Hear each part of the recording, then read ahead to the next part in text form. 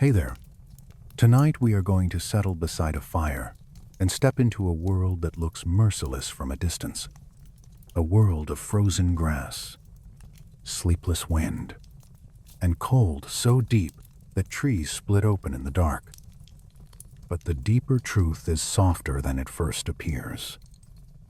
Out on the winter plains, families learned how to sleep warmly inside, hide walls while snow raced over the ground like pale dust. They learned how a handful of dry grass could protect a foot from the slow bite of frost. They learned how the coat of a bison could become a second season wrapped around the human body. And they learned how a small fire, fed with what the herds left behind, could turn a fragile shelter into a home. If this kind of slow journey is your kind of place, please take a moment to like the video and subscribe. It helps this quiet fire keep burning for the next listener who arrives from the cold. Now, let the room grow a little dimmer. Let your shoulders loosen. Let your jaw unclench. Breathe in slowly and breathe out even more slowly. There is wind outside. Yes, but we do not have to stand in it. We are going to move inward now, toward the warm center of things, and stay there for a while. The plains in late autumn carried a certain kind of light.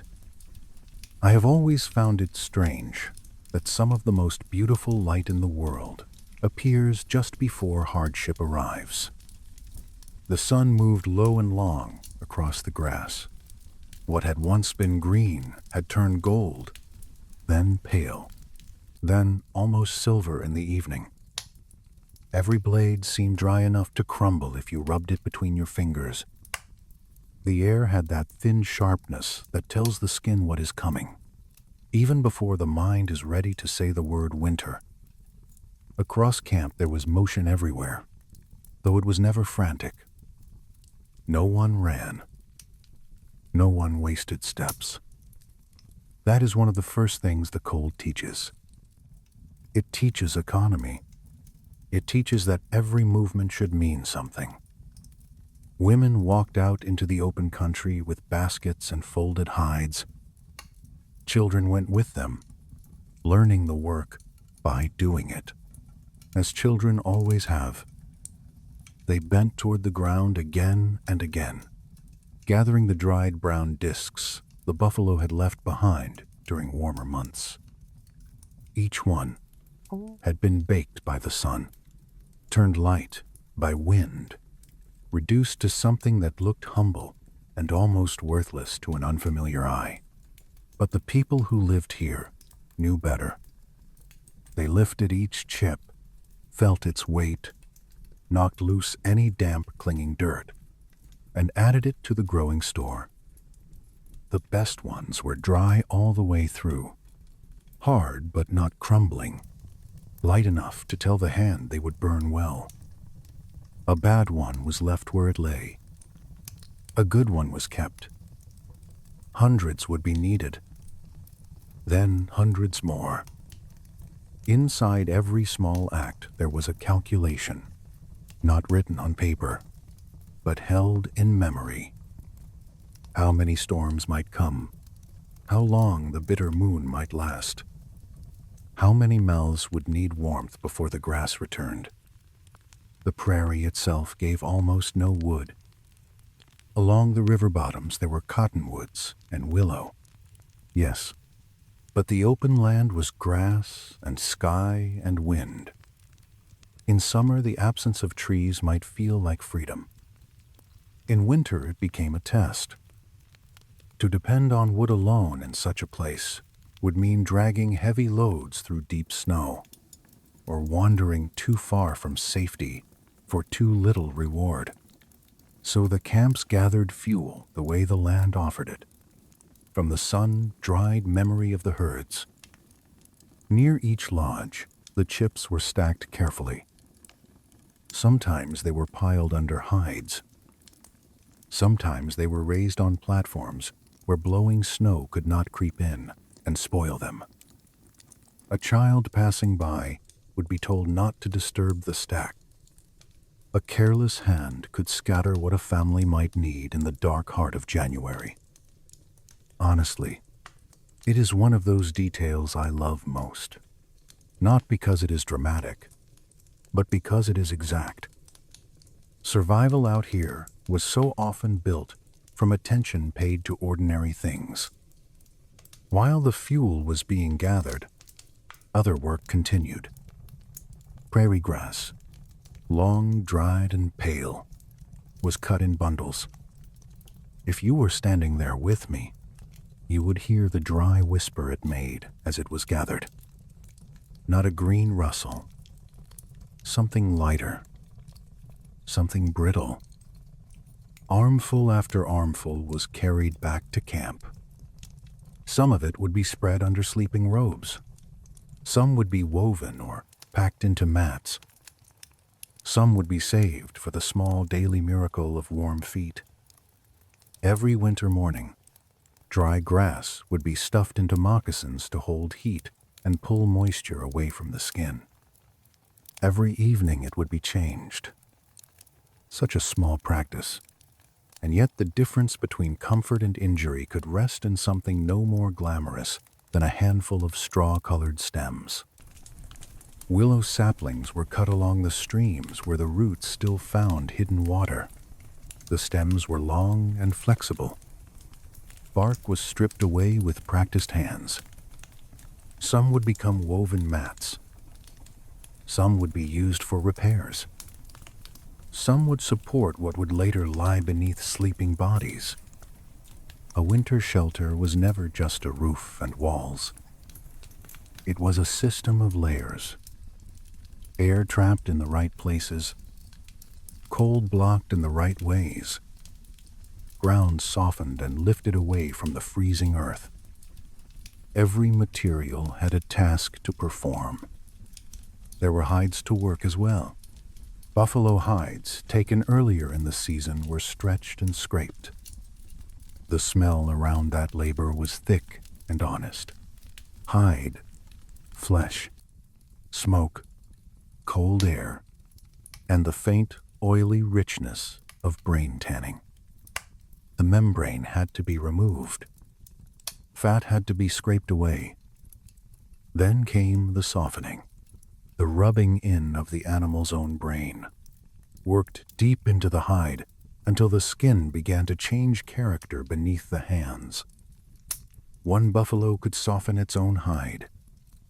People knew this. They had known it for generations. It is the kind of practical wisdom that sounds almost like poetry when you first hear it, but it is only careful observation made useful. The hide had to be stretched again and again, pulled, worked, persuaded. If it dried stiff, the wind would find its way through. If it became supple, it would drape close, hold warmth, move with the body, and serve for clothing or shelter without cracking in the hard cold. The labor was repetitive. It could last hours, yet in that repetition there was calm. You know that feeling when your hands are busy enough that your mind quiets down. I imagine many people felt that here. The future could not be rushed, but it could be prepared for. Food was counted too. Dried meat was checked.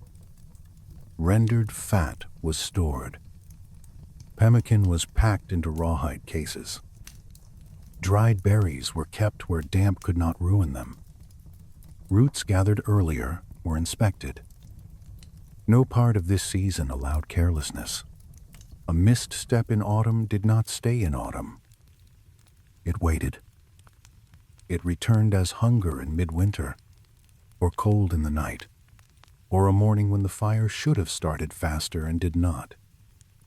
And while all this was being done, the camp itself began to shift. Summer places were not always winter places. A camp set for ease of movement or hunting range in warm months might be too exposed once the northwest wind hardened. Winter required shelter, not from the sky alone, but from moving air. The best sites lay near bluffs, in river valleys, near folds in the land that could blunt the force of the wind before it struck the lodges. Families knew these places. Some had been used before, again and again. The earth itself held memory. There might be dark stones from old fires, flattened circles where lodges once stood, paths worn faintly by years of winter feet. The teepees were pitched with the season in mind. Covers that might be loosened in summer were now pulled tight. Stakes bit into the earth. The back of each lodge was angled toward the prevailing wind. The doorway faced east, away from the coldest push of weather, toward morning light. Even before anyone stepped inside, the lodge was already speaking to the season. It was saying, "The wind may press here, but it will not enter easily. The sun may be weak, but we will welcome what little warmth it gives." Inside, preparations became quieter and more intricate. This was where real winter living was built, not in one grand gesture, but in layers. The outer hide would matter. Yes, the poles mattered. But what truly separated a lodge that merely stood from a lodge that kept life secure in deep winter were the hidden decisions. The liner, the floor, the sealing of edges, the placement of robes, the maintenance of the smoke flaps. Things a stranger might overlook. Things everyone inside depended on. Smoke flaps at the peak were checked and tested. The long poles used to move them from outside were examined for weakness. Nothing could be allowed to fail during the worst weather. A cracked pole in mild air was an inconvenience. A cracked pole in driving snow could become something far more serious. The old people knew this. So did the young, because they had seen the care with which every piece was handled. As the days shortened, the camp took on a more inward feel. Summer scatters a people over distance. Winter gathers them close, voices lowered. Movements became more deliberate. There is a tenderness in that kind of preparation. I think not sentimental tenderness, practical tenderness. The kind that says, "I know the season ahead will ask a great deal of us, so I will do what I can now, quietly, while there is still light." The sky in those last autumn evenings seemed enormous, and maybe a little severe. Smoke drifted upward from camp in thin lines. Children carried in grass. Someone shook out a hide. Someone else checked a seam. A dog circled, then settled in the lee of a lodge. Over near the river, willow cuttings lay in a neat pile. The stores of fuel grew higher. The robes grew softer. The camp did not look afraid. It looked attentive. There were evening moments when the whole camp seemed to pause and listen to itself. Someone shook snow dust from a robe, though winter had not fully begun. Someone else tested the stitching where one hide met another in the teepee cover, running thumb and forefinger slowly along the seam to feel for weakness rather than merely see it. Children who had spent the afternoon gathering chips came back with red cheeks and quiet pride, adding their small loads to the larger piles. Even the dogs seemed to understand the season's approach, circling tighter near the lodges, choosing places out of the wind, sleeping with their noses tucked under their tails. Nothing in camp was idle. Yet nothing felt panicked either. It felt practiced. It felt inherited. And after the work of the day, when the last light thinned and the sky turned from brass to violet, smoke rose straight upward for a little while before the night wind caught it. The smell drifting through camp was already the smell of winter life. Hide, old ash, worked leather, dried grass, and the faint stored sweetness of buffalo chips waiting under cover. If you stood there long enough, you could almost sense the invisible shape of the cold gathering beyond the circle of lodges. Patient, certain, not yet at the door, but on its way. The people did not waste energy wishing it elsewhere. They answered it by preparing more carefully. That, more than anything, is the tone of the season's beginning. Not fear. Readiness. Then one morning the air changed. Not in a dramatic way at first. Just enough that breath lingered longer. Just enough that the earth seemed to hold itself differently. A person stepping out from the east-facing door would feel it at once across the cheeks and inside the nose. The season had turned a little farther. The work of gathering was ending. The work of enduring would soon begin. And that is where the deeper winter story really opens. Not in struggle for its own sake, but in the long, clear intelligence of people who knew the cold would come, knew it would stay, and had already begun to build a pocket of warmth against it, layer by layer, before the first true snapping tree called across the dark. The first deep cold did not always arrive gently. Sometimes it came like a door closing. A camp that had worked in cold air all day might wake the next morning into something harder, cleaner, more absolute. The Lakota had a name for one of the bitterest winter moons, the moon of popping trees. It is a beautiful name until you hear why it was given. In the stillness of a severe night, when the snow has swallowed the small noises of the world and the stars seem close enough to cut the skin, a cottonwood along the river can split with a sound like sudden gunfire. Water lives inside the tree even when leaves are gone. When the cold deepens enough, that hidden moisture freezes and expands. The wood cannot yield forever. Pressure builds in silence. Then the trunk gives way. The crack runs across the dark, startling birds from nowhere, startling dogs in the camp, startling even those who expected it. If wood can break under the weather, the people understood. Then flesh must never be asked to endure carelessly. The plains themselves changed character under such cold. In warmer months, the land was a moving ocean of grass. In winter, it became something starker.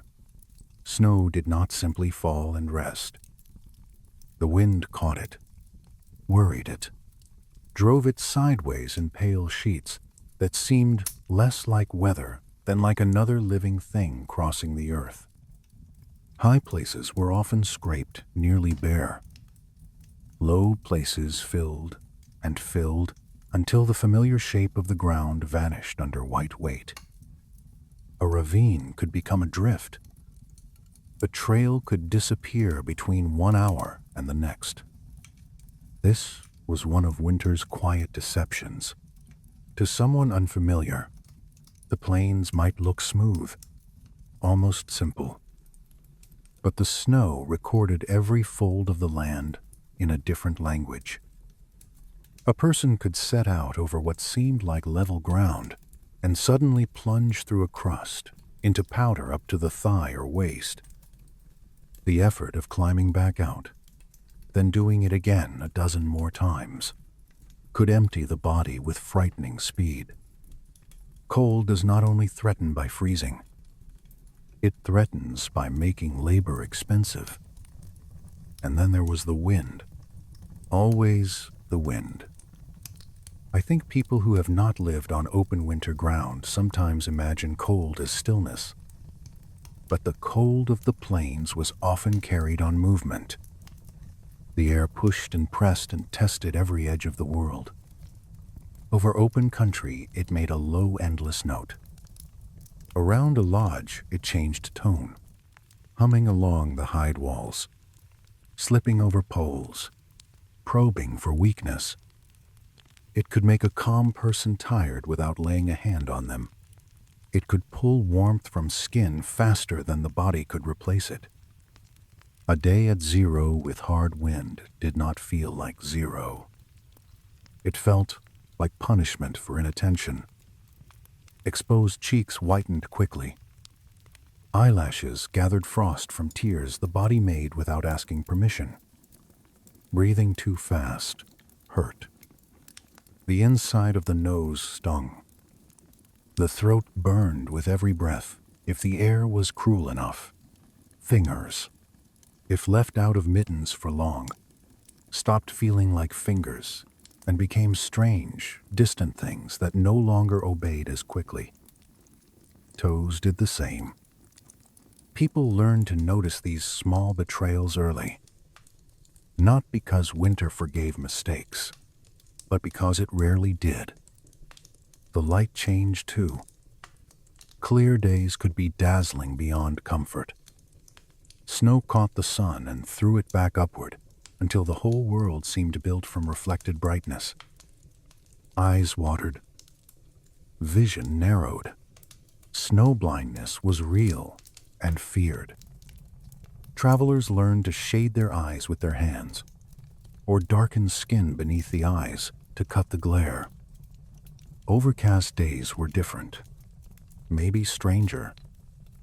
Then the sky and ground drifted toward the same color, and the horizon loosened until it nearly vanished. Distance became uncertain. A bluff known since childhood could seem to float in the wrong place. Someone walking away from camp might appear near and then suddenly far. Nights grew long enough to reshape the mind. Darkness arrived early, and once the sun left, the cold seemed to deepen with every passing hour. Yet this is the part I want to linger over. Because if the story ended outside, it would be only a story of exposure. The real heart of it lay inside the lodges, where the world beyond the hide wall became a pressure to be managed, not a doom to be surrendered to. From a distance, in deep winter, a camp could look almost modest against the plains, a cluster of cones, thin smoke rising, dogs moving between them, tracks crossing and recrossing packed snow.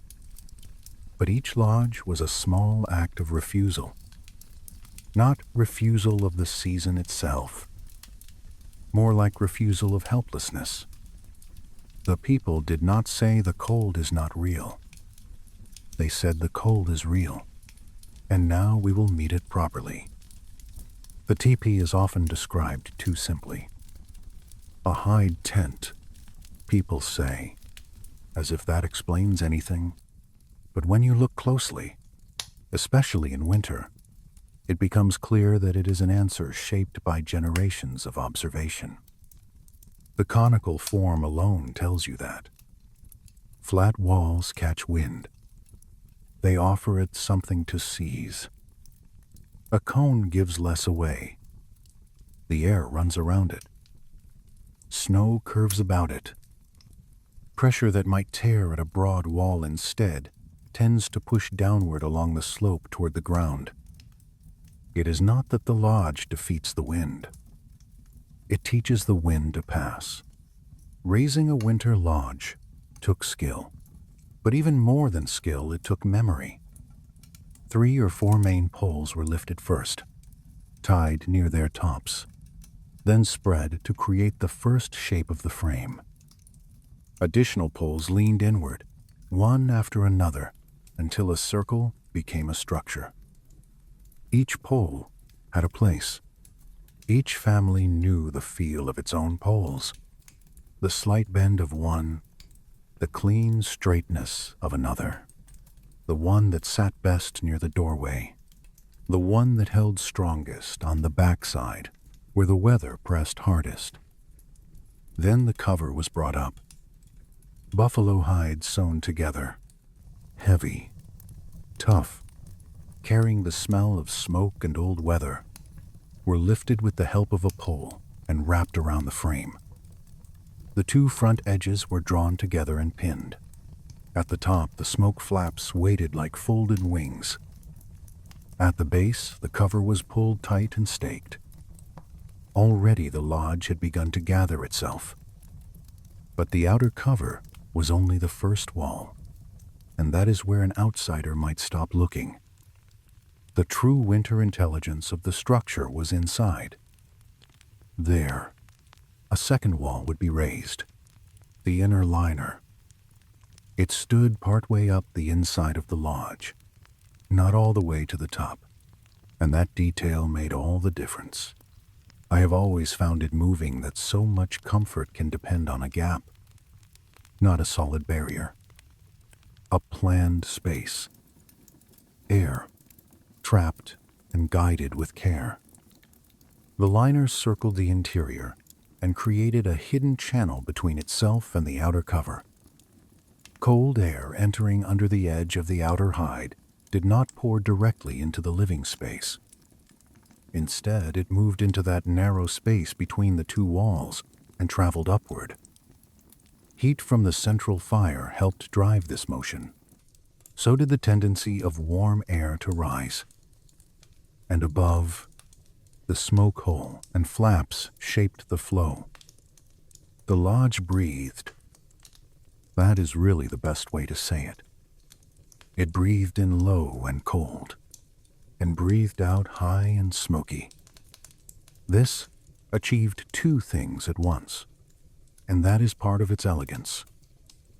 First, the air gap insulated the living area. Still air is a poor conductor of heat. If you can keep it from moving too wildly, it becomes protection. Second, the upward draft helped carry smoke away. Instead of thickening and sinking down where children slept and people breathed, smoke was drawn toward the top and out. Not perfectly every moment, of course. A winter lodge was never a machine that could be left untended. It needed attention. But when the liner was properly placed and the draft was right, the difference between misery and habitability was immense. The smoke flaps mattered here more than they might seem to. Each flap was controlled from outside by a long pole. On still days, they could be opened wider.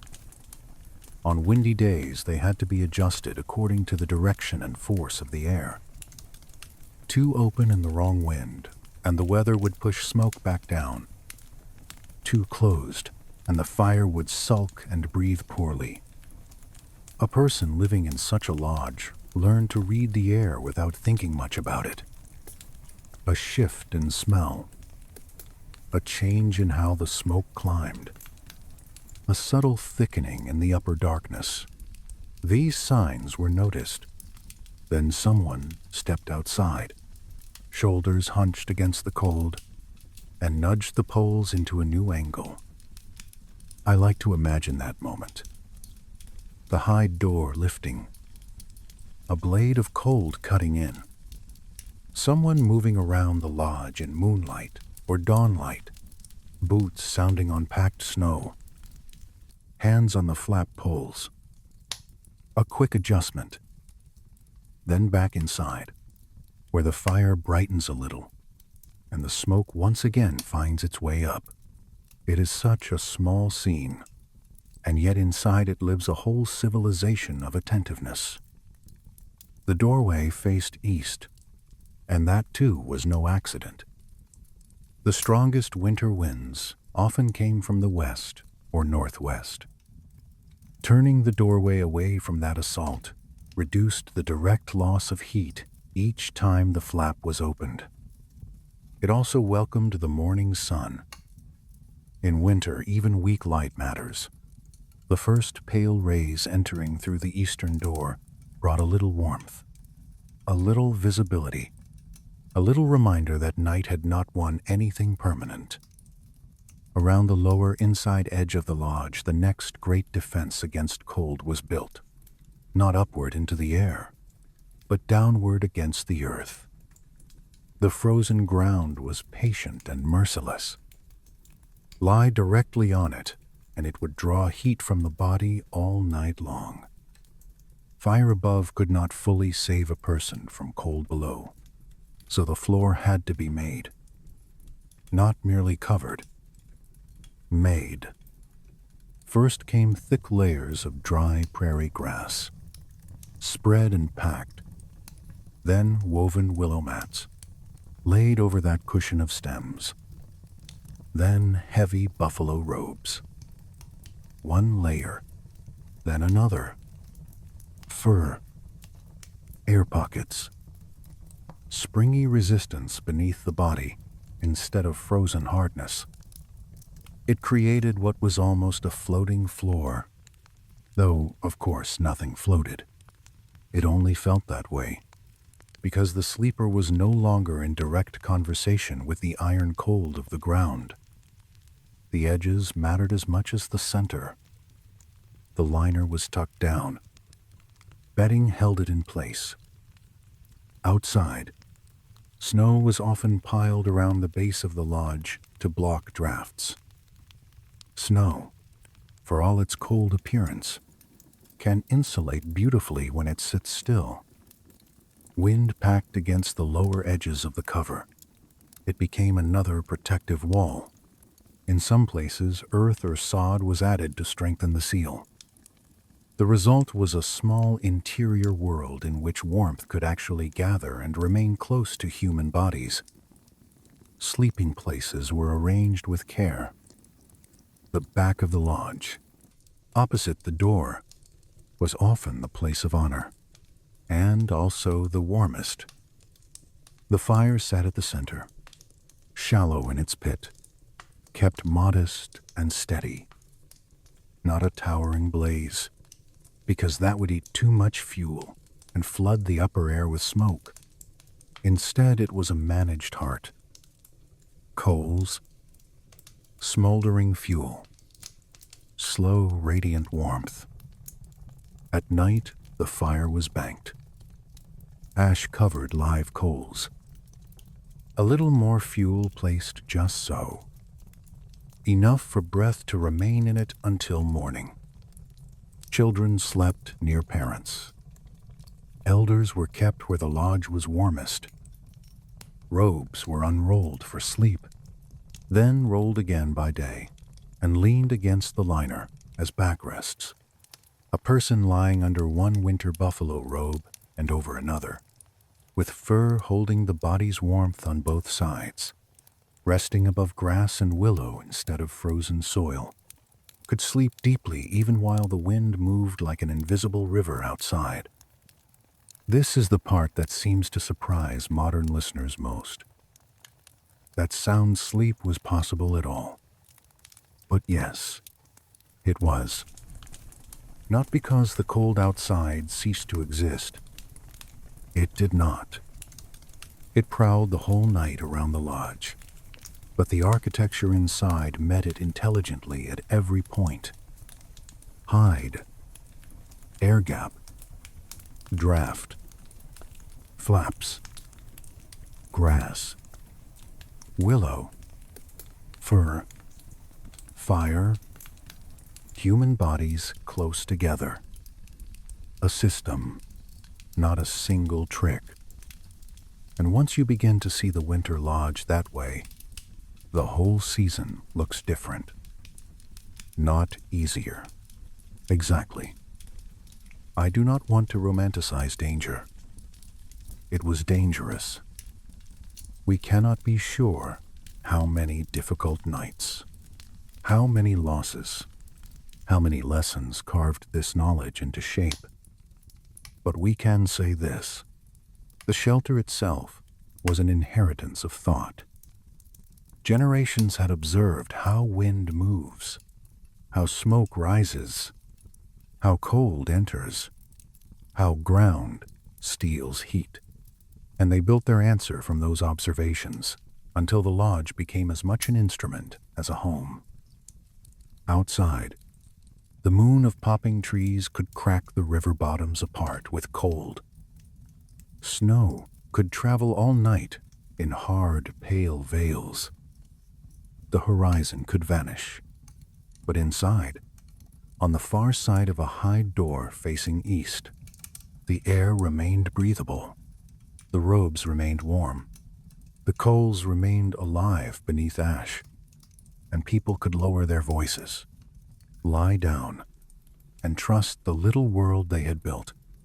From there, the winter story keeps deepening, because once the walls and floor are holding, the body itself must be taught how to live inside that shelter, how to dress, how to move, how to keep heat close from skin to robe to breath, and how to learn from the animal whose gift made so much of that warmth possible.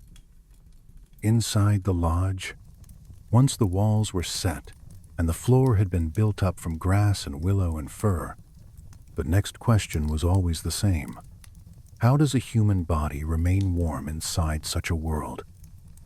The answer was never a single garment or a single trick. It was a layering of knowledge, just as the shelter itself was a layering of materials. Warmth had to be held close. Moisture had to be moved away. Wind had to be blocked. And nothing that touched the skin could be allowed to turn stiff and cold. The people of the plains understood the bison as more than food, more than hide, more than bone. The animal was a lesson moving slowly across the snow. If you watched a herd in bitter weather, you could see an entire winter philosophy written in their posture. They turned their great heads into the wind. They lowered themselves slightly. They wasted nothing. Snow gathered on their backs and did not melt. That detail mattered. It meant the heat of the body was staying where it belonged, deep under the wool and guard hairs, held close instead of being thrown outward into the air. The winter coat of a bison was not merely thick. It was arranged. Close to the skin there was dense, soft wool, full of tiny, still spaces that trapped warmth. Over that lay the longer, rougher hairs that took the weather first, shedding light moisture and breaking the force of wind. To stand beside such an animal in winter must have been to stand beside a quiet furnace, hidden inside a wall of frost. The people saw this. They learned from it. The robe cut from such a hide was not just material. It was borrowed design. A winter hide, taken at the right time of year, carried the full depth of that protection. Late autumn and early winter were best, when the coat had grown deep and the hide was strong. There was danger in every cold weather hunt, but also reward that would last long beyond the moment of killing. Once the animal was down, the hide had to be treated with care from the beginning. Fat and membrane were scraped away. The hide was stretched. The work could take so long that daylight seemed to disappear inside it. Hands moved with scrapers made from bone or stone. The surface had to be cleaned without damaging the roots of the hair. A careless cut now would mean shedding fur later, and shedding fur in winter meant losing heat. Then came the softening. The animal's own brain was worked into the skin. I have always loved that detail because it feels both practical and intimate. The creature that had kept itself warm now gave the means by which its own hide could continue keeping warmth for someone else. The brain was mashed and rubbed deep into the leather. Then the hide was stretched, pulled, and worked again while drying so that it would remain supple in hard weather. A hide that dried stiff would crack, let drafts in, and resist the movement of the body. A hide that had been properly softened would drape and fold and settle close. This is why winter robes mattered so much. A heavy buffalo robe, worn fur inward, became almost like a second shelter. Modern people often picture fur on the outside because that is how fur is displayed in later clothing. But the Plains people understood the more important arrangement. The warmth comes from the body. The body must be allowed to breathe warmth into the fur. If the fur lies against the skin or against a softer inner layer, the warm air becomes trapped close. If the fur is worn on the outside, too much of that heat is lost into the weather before it can gather. So the dressing of the body in winter followed the same logic as the lodge. Layer close, trap air, block wind. First came the softer inner garments, often of deer hide or another lighter leather. A tunic lay against the body. Leggings wrapped the legs separately and tied at the waist. This design had advantages that are easy to miss until you imagine living in it every day. If one piece wore out, it could be repaired alone. If a person worked hard and grew too warm, one part could be loosened or adjusted. If something became damp, the body was not trapped inside a single complicated garment. Modularity, we might call it now. But then, it was simply good sense. Over this came added insulation when needed.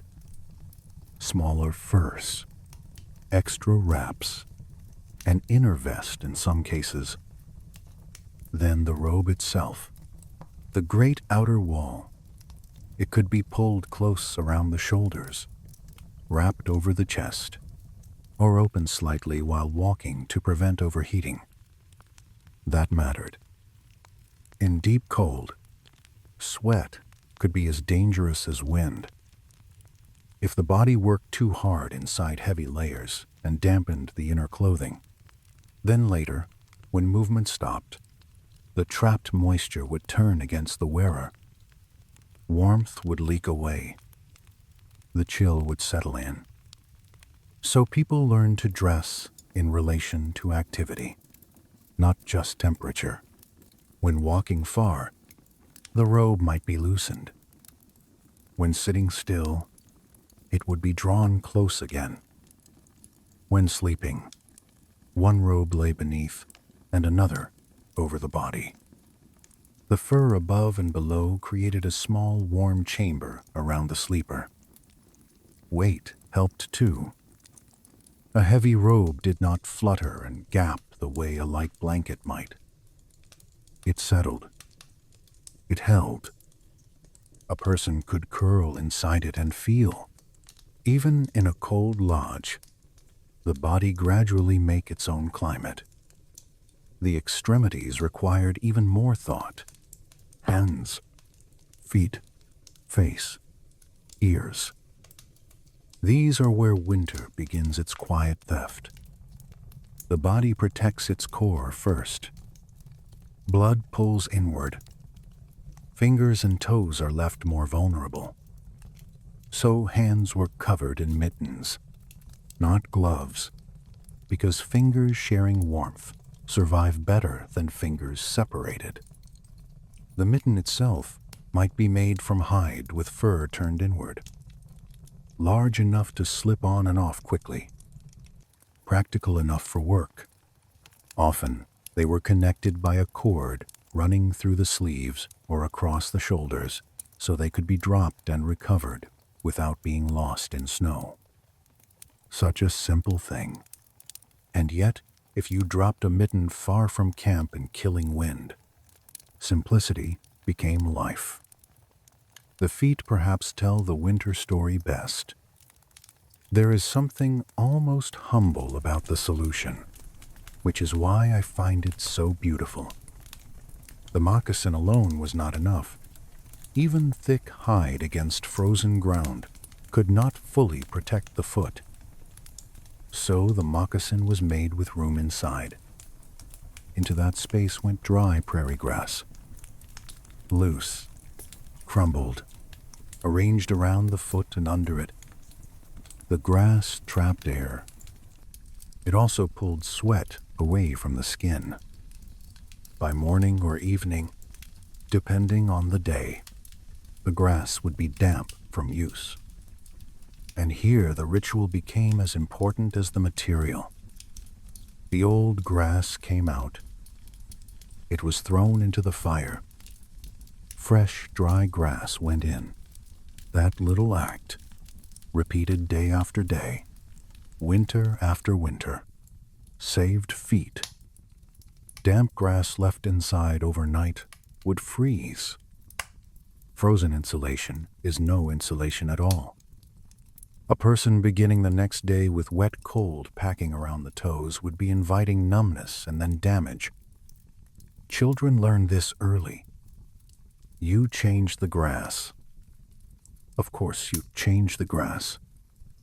The same way you bank the coals. The same way you listen to the smoke. The same way you face the lodge east. Small habits become invisible when a culture knows them well, but they are often the actual hinges on which survival turns. Grease protected the face. Animal fat rubbed over cheeks and nose and lips formed a barrier against the scraping wind. Robes could be drawn up over the lower face, so breath moved through fur and warmed slightly before entering the lungs. The posture of a traveler in hard weather becomes easy to imagine once you know this. Head slightly lowered.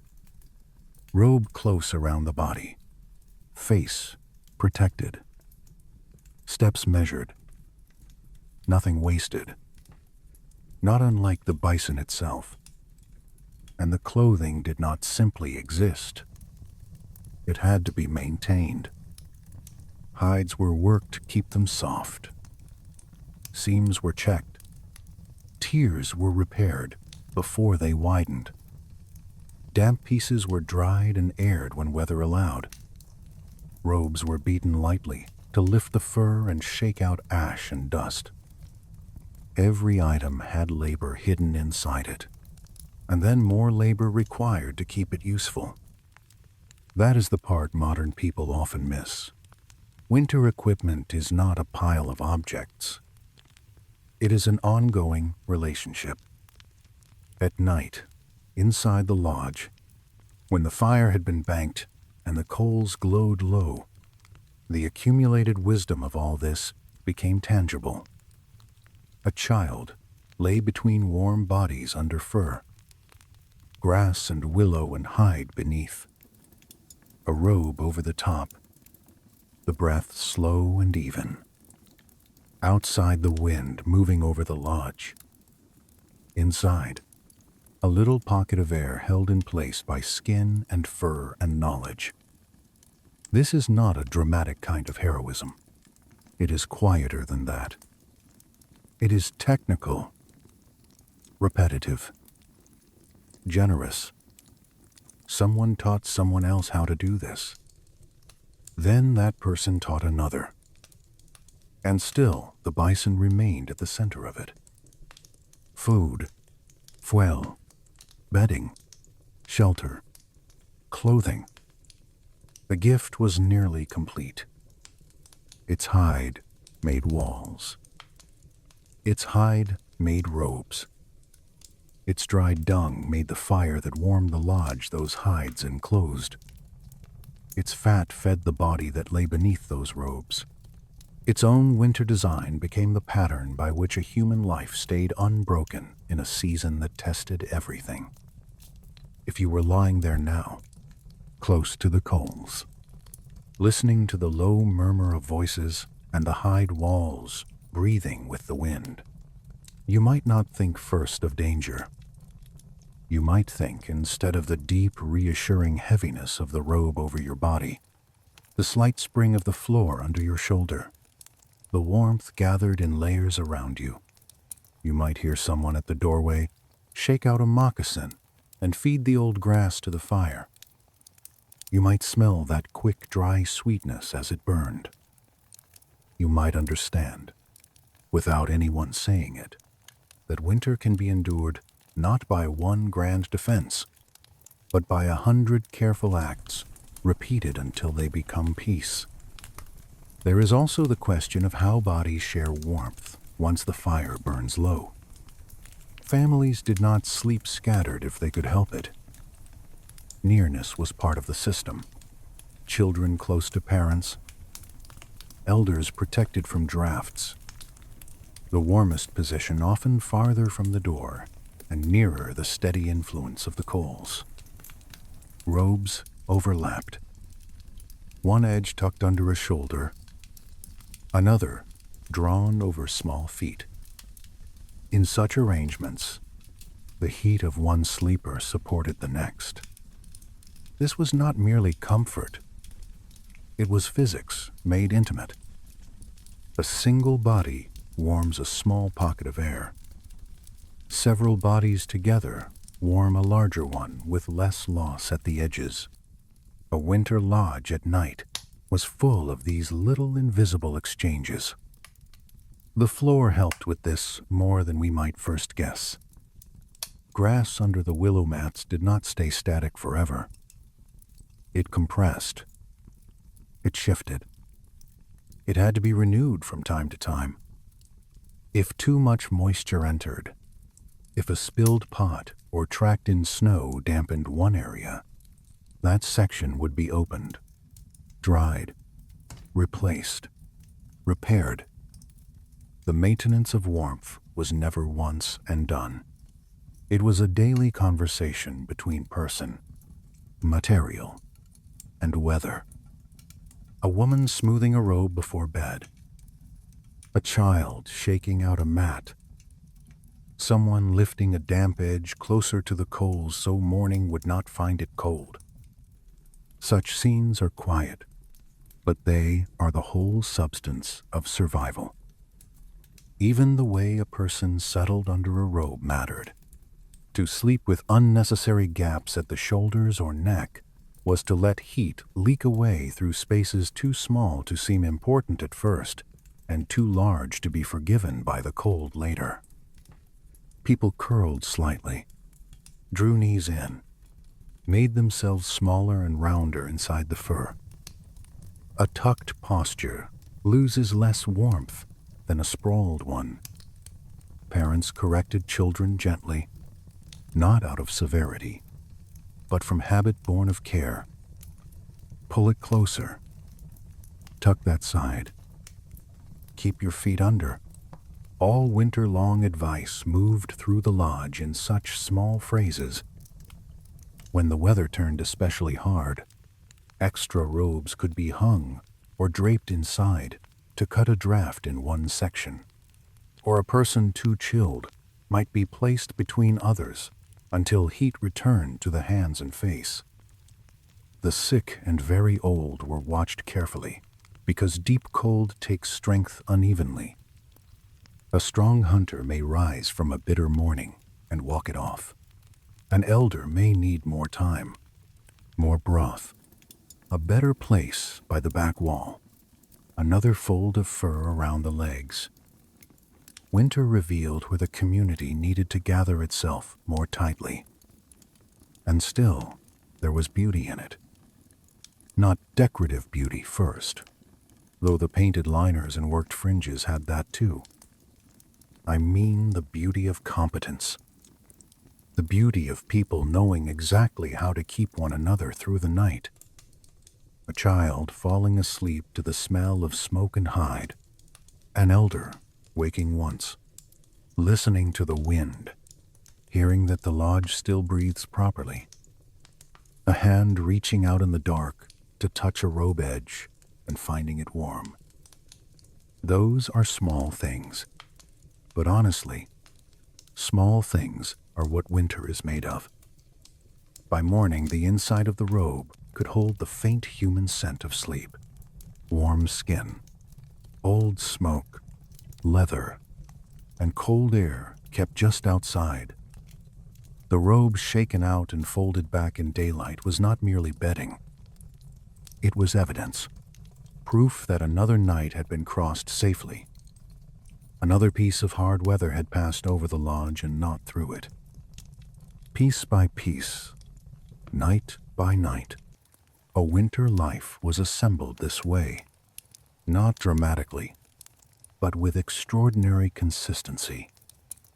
And from there, once the body had been clothed properly, and the lodge itself had learned how to breathe, another question waited at the center of camp. How do you keep fire alive in a country where wood is scarce and the night is long?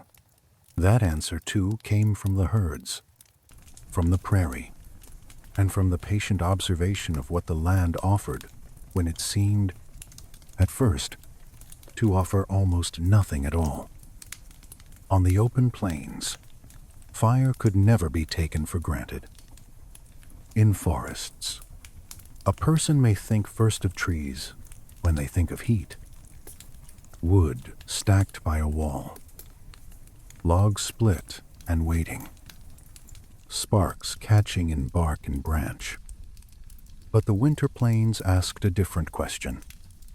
What do you burn where almost nothing tall grows?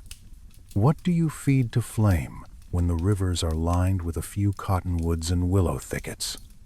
And beyond that there is grass, sky, and the memory of herds. The answer lay scattered across the prairie, in shapes so ordinary they could be ignored by anyone who did not understand the place. Dried buffalo chips, cured by sun and wind, became the stored warmth of winter. This is one of those details that some people hear and then laugh softly from surprise.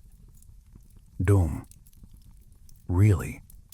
But once you picture the ecology of the plains, the solution feels inevitable and even elegant.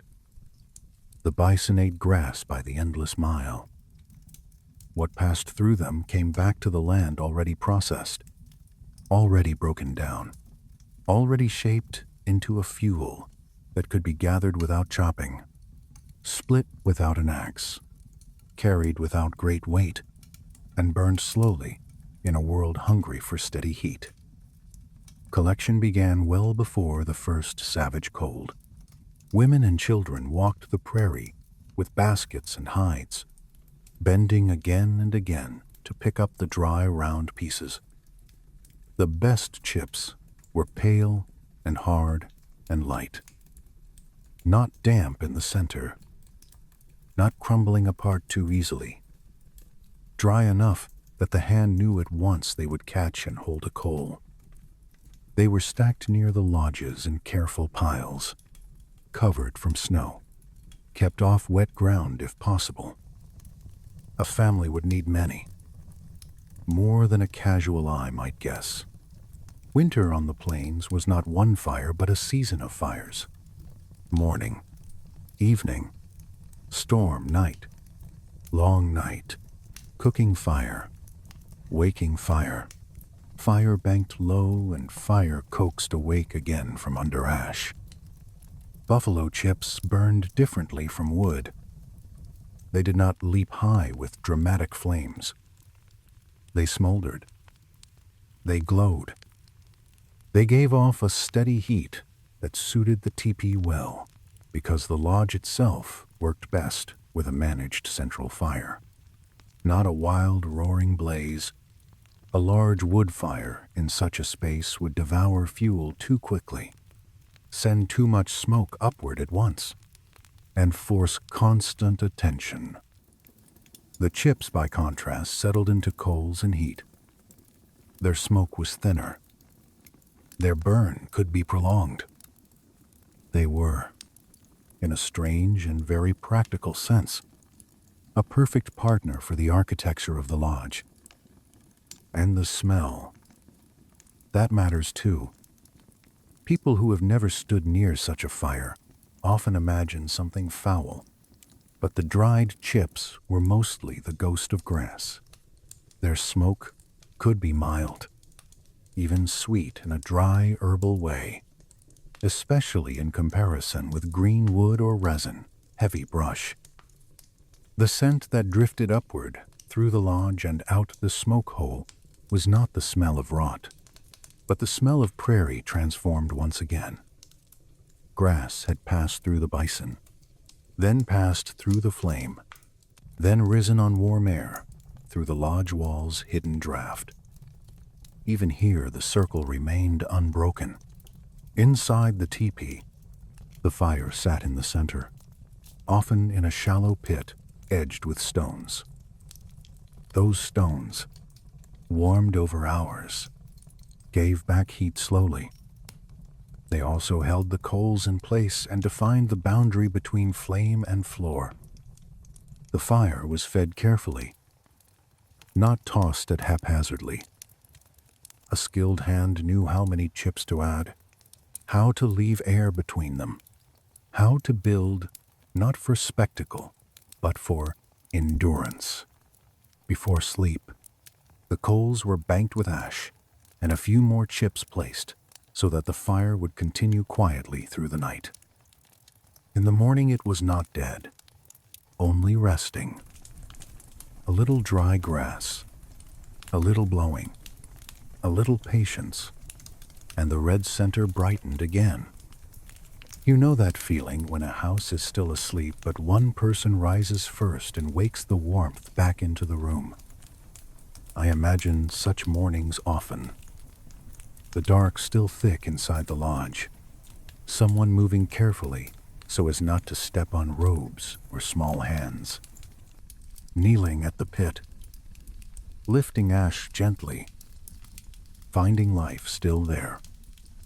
Then the first faint curl of new heat.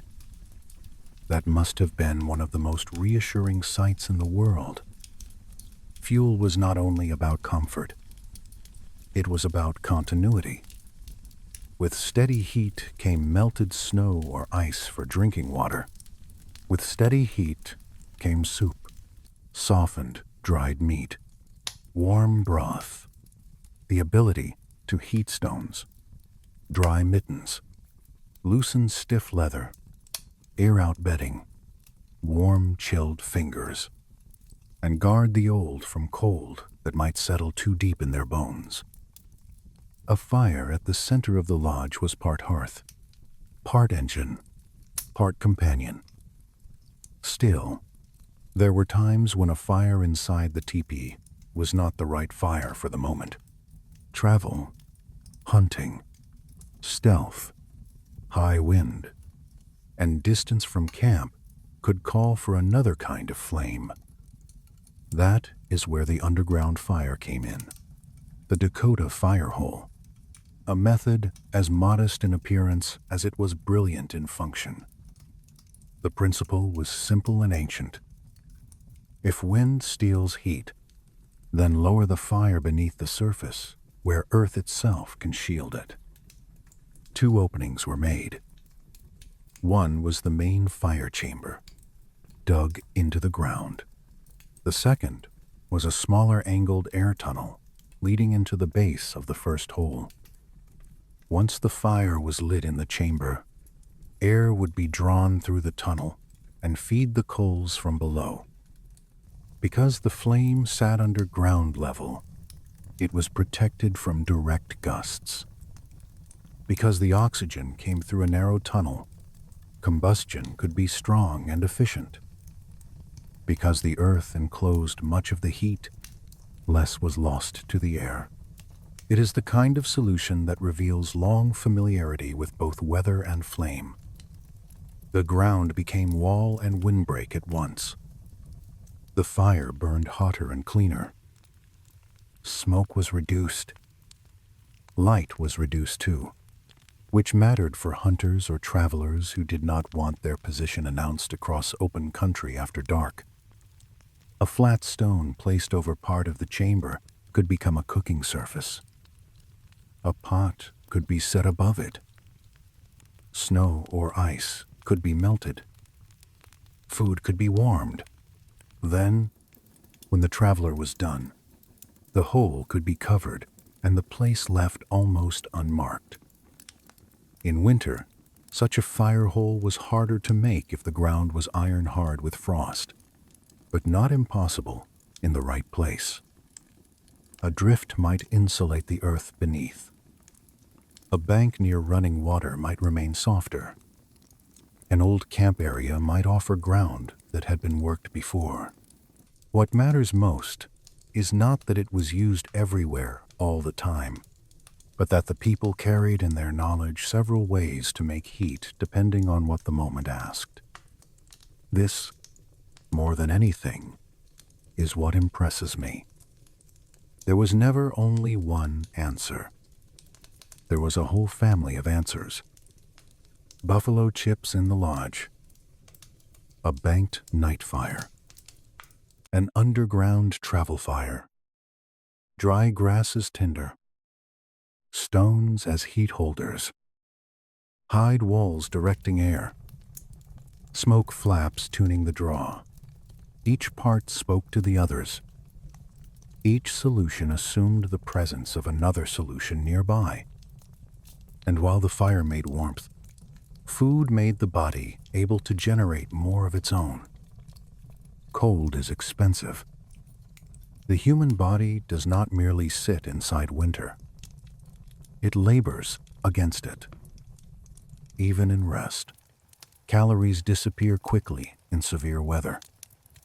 Every breath into cold air is work. Every walk through snow is work. Every hour of maintaining core temperature is work.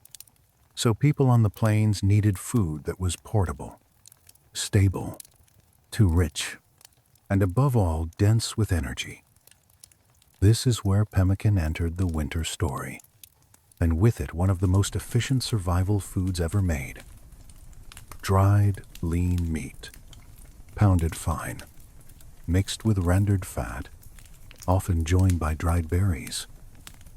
That was all, and it was enough. The idea seems plain until you imagine its power in the body. Fat carries more than twice the calories of protein by weight. In a country where weight must often be carried, and every ounce of food must justify itself, that matters deeply. The making of pemmican began with drying meat until it held almost no moisture. Thin strips hung in wind and sun, or near careful low heat, until they became hard and brittle. Then they were pounded into fiber and powder. Fat was rendered separately until clear. When the powder and hot fat were mixed, they became something that could keep for astonishing lengths of time if protected from damp. Berries added sharpness, and some needed nutrients. But the body in winter prized the fat most of all. I think modern people sometimes forget how intelligent appetite can be. In bitter weather, rich food does not merely taste good. It answers a deep physical demand. Pemmican could be eaten without cooking. It could be dropped into hot water to make a quick broth. It could be chewed slowly while walking. It could travel in a pouch and become warmth a few moments after being swallowed. For hunters out on snowshoes or families waiting out a storm, it was not just food. It was stored fire. Water mattered too, though winter tries to trick the mind into ignoring thirst. Cold air is dry. Breath carries away moisture. Yet eating snow directly would cool the body at the exact moment one needed to preserve heat. So snow had to be melted. Or better yet, ice collected where it gave more water for the effort. A pot near the coals. A little at a time, snow settling down into a lower volume of actual drink. Such small acts went on all day in winter camps, almost without comment. Add snow, stir broth, shift the pot, feed the coals, lift the flap, sit back down, speak softly, sleep. And then there were the long storm days when no one sensible traveled if travel could be avoided. The world outside the lodge turned white and undefined. Sound narrowed to wind and the occasional strain of hide against poles. On such days, the fire became not merely heat, but center. People sat around it close enough for its warmth to matter. Hands worked, repairing, sorting, mending. Food simmered or was passed hand to hand. Children were hushed and then hushed again. And when work grew still, the other great winter fuel was brought out. Story. Winter was the season of telling. This was true in many plains traditions. The snow, the confinement, the dark length of evenings, all created a room in time where memory could be fed to the young. There were stories told only when snow was on the ground. Trickster stories, origins, strange old events, lessons hidden inside laughter. Some stories carried warnings. A hunter who ignored weather signs. A greedy person left empty-handed. A fool who mistook confidence for knowledge. Others carried something more comforting. How the people came through another hard season. How the animals once gave a gift. How the world itself had been shaped, and why certain things must be done in certain ways. The fire listened to all of this. Or at least it feels that way when I imagine it. Low coals in the center. Smoke rising cleanly because someone has set the flaps right. Shadows moving over painted liners. A child under a robe listening to an elder's voice and learning not just a tale, but a way of seeing the world. Winter survival was never only material. It was cultural, too. Knowledge had to move from one body to another just as surely as warmth moved from fire to air to skin. And perhaps that is why these winter practices feel so profound. They are not inventions in the modern sense, isolated clever tricks. They are relationships maintained over time. Relationship with the bison, relationship with grass and wind and snow, relationship between generations. Someone once noticed that damp grass in a moccasin becomes dangerous. Someone once realized chips burn better than expected. Someone once dug the fire into the ground and found that the earth itself would help. Then someone told someone else. Then another listened. Then a child watched. Then a winter passed safely. Outside, of course, the cold remained what it was. The plains did not become kind. Trees still cracked in the night. Wind still shaved warmth from bare skin. Drifts still deepened in low places. Hunger still threatened if stores failed. We should not smooth away that truth. But inside the circle of what the people knew, the season could be lived through with intelligence, routine, and even a kind of peace. So imagine the lodge now, after a long day. The chips stacked nearby under cover. The fire fed and settled. The smell of warm hide, smoke, and cooked fat in the air. A pot near the coals. Someone setting aside a pouch of pemmican for morning travel. Someone else checking the smoke flaps one last time before sleep. voices dropping lower. The wind outside, less an enemy now than a distant pressure against a well-understood wall. And because the body is warm and fed, because the lodge is breathing properly, because the fuel has been gathered and the old stories are beginning again, the mind can finally turn outward for a moment and listen to the strange white silence surrounding the camp. In that silence, there are tracks to read, storms to anticipate, distances to judge, and a whole winter world written across the snow for those who know how to see it. That is where the next part of the journey leads, out beyond the hide walls, into the blank-looking country that was never truly blank at all. Beyond the shelter of the lodge, the winter plains could look empty enough to break the confidence of anyone seeing them for the first time. Snow stretched outward in pale sheets, light flattened distance. The line between sky and ground blurred until the world seemed to have been rubbed smooth by cold hands. But the people who lived there did not see emptiness. They saw direction, warning, memory, and invitation. The snow was not blank. It was written over constantly by wind, animals, weather, and light.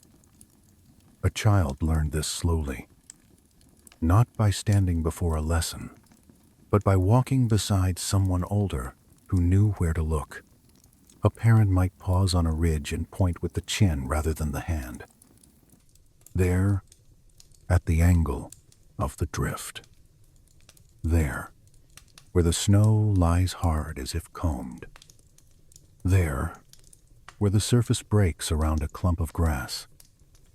To an untrained eye, all these details were small and perhaps meaningless. To a trained eye, they formed a sentence. The first thing the wind wrote into the land was direction. On the plains, the wind had habits. It did not arrive from every quarter equally. It leaned from the northwest often enough that its hand could be trusted. Over days and weeks, it carved the snow into ridges and lines, pressing one edge smooth, leaving another scalloped, shaping hard little waves that ran across open ground. By looking at these frozen patterns, a traveler could feel orientation even when the sun was hidden. The body learned to read the angle of the snow the way a sailor reads water. This mattered more than comfort. In clear weather, the plains might look wide, but generous. In storm or haze, they became a trap. A person walking without orientation could drift slowly off course until camp, river, and shelter all slipped away behind a wall of white. It is strange how quickly danger can arrive in such silence. There is no dramatic collapse, only one more step, then another. Then the slow realization that every direction now resembles every other. The knowledge of snow forms prevented that quiet disaster. The snow also revealed the shape of the land hidden beneath it. Wind stripped the high places and filled the hollows. Ridges might show only a thin cover, with dry grass poking through, while gullies and creek beds swallowed drift after drift until the surface looked smooth and harmless. Though under that smoothness lay depth enough to trap a leg or a whole body. Hunters and travelers learned to read those changes by color, shadow, and feel underfoot. A rise in brightness could mean hard wind-packed snow. A softer, duller patch might mean a drift waiting to give way. The body stepped differently once it knew. Animal life added another layer to the winter page. Tracks crossed one another through fresh snow, each carrying its own story. The split heart-shaped mark of deer or elk, the wide, heavy signs of buffalo, smaller, neat trails of fox or hare, the drifting pads of a wolf. Freshness mattered. A sharp, clean edge meant recent passage. A softened print filled with blown crystals meant time had passed. Even the way a track entered or left a patch of cover carried meaning. An animal, moving steadily with purpose, wrote one kind of line. An animal pausing, circling, testing the air, wrote another. I have always found it beautiful that steam itself could become a clue. In bitter cold, the gathered breath of animals rose from a hidden ravine or brush line as a faint ghostly plume. From far away, it might look like nothing at all, just a tremor in the air. But someone patient enough could see life beneath it. A herd resting, a few deer sheltering. Perhaps buffalo gathered where snow had blown thin and grazing could still be had. Winter demanded eyesight, yes, but also patience. You did not rush the land into giving up its meanings.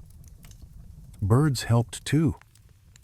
Ravens circling low could suggest meat somewhere ahead, a carcass or a kill site or an animal fallen to the weather.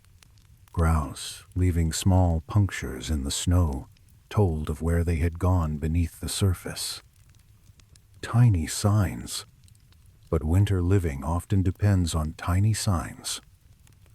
An elder teaching a younger person might smile at this and say that the land whispers first. It rarely shouts. The sun and stars completed the map. In winter, the sun rode low and far south, making shadows long and useful. Morning light laid the world open in one way. Afternoon light changed it again. Overcast light was more treacherous because it erased depth and left the eye with too little to grasp. Travel on such days required greater caution, more stopping, more checking of direction against wind marks and remembered terrain. Night travel, when necessary, drew the eyes upward. Polaris held its place. The dipper pointed. Constellations became fixed companions above a country that on the ground could seem to move and blur. This reading of the world did more than guide steps. It created confidence. A person who knew how to interpret wind lines, snow crust, tracks, bird behavior, and light could move through winter with calm rather than panic. The plains remained dangerous, but danger is different when it can be measured and named. That too is a kind of warmth. Not heat, exactly, but mental shelter. Movement itself required another invention. Deep snow without aid could drain a body frighteningly fast. Each leg lifted against packed powder or crust demanded effort. Each plunge through a drift stole time and strength. A short distance became long. A necessary journey became nearly impossible. So the people widened the foot. Snowshoes were one answer. Not everywhere the same, not shaped identically from one nation to another, but guided by the same deep idea. Spread weight. Float rather than sink. Use width against depth. Frames were bent from wood, chosen for flexibility and strength. Rawhide lacing crossed the open form in patterns tight enough to support, open enough to shed loose snow. Bindings held the foot at the front while allowing the heel to rise. The gait changed with them. A person did not stride as on bare earth. One slid, lifted, placed, breathed, repeated. Swish, press, swish, press. A whole winter rhythm in the legs. The sound must have become familiar enough to sink into memory. The hush of the frame moving forward, the faint complaint of packed snow under weight, the quiet breath of the traveler within layers of hide and fur. Snowshoes did not make travel easy. Exactly. They made it possible. There is a difference. Possibility can be enough. They also widened the world again. A hunting party could range farther from camp.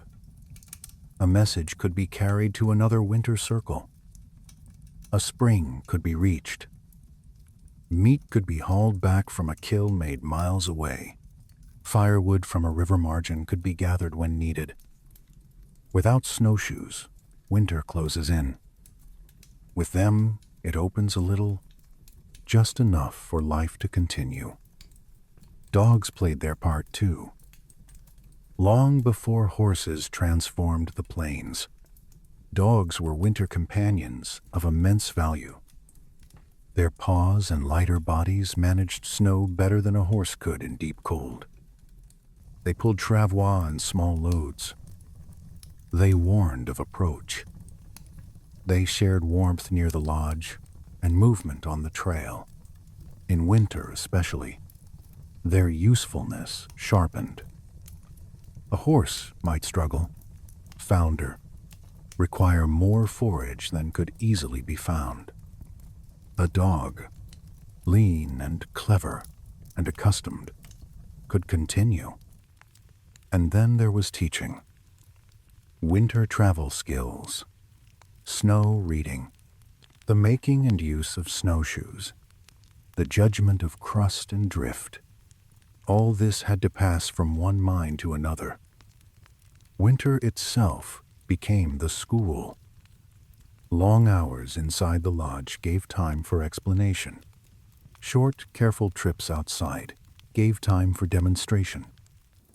An elder could point to the snow and describe why one patch held and another collapsed. A father might hand a child a small snowshoe frame and let them feel its balance. A grandmother might explain why a route followed the contour of a ridge instead of cutting across the low white basin below.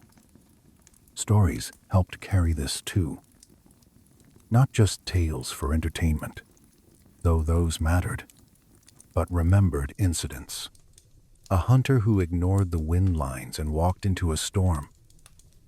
A traveler who trusted a drift over a hidden creek and broke through.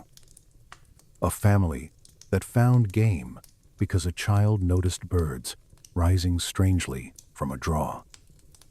The lesson lived better in story than in command alone. It became memorable. It attached knowledge to emotion, and emotion has a way of staying. The winter count played its role here as well. One image for 1 year. One memory made portable on hide. A winter of deep drifts might be marked. A winter of cracking trees. A winter when many buffalo were found near a certain bend of river. A winter when travel was nearly lost in repeated storms. The count did not preserve every detail, but it kept the shape of hardship and endurance. A child looking at those painted signs could understand that this season belonged to a longer line. Others had gone before. Others had crossed it. That thought steadies the heart. There is something almost sacred about that steadiness. The plains in winter ask not for bravado but for attention. You did not conquer a whiteout by shouting at it. You waited, or you walked carefully with knowledge. You did not defeat deep snow by force. You distributed your weight and accepted a slower rhythm. You did not command the land to speak clearly. You learned its quieter language. Imagine now a hunter or messenger setting out from camp after dawn. The robe is wrapped close.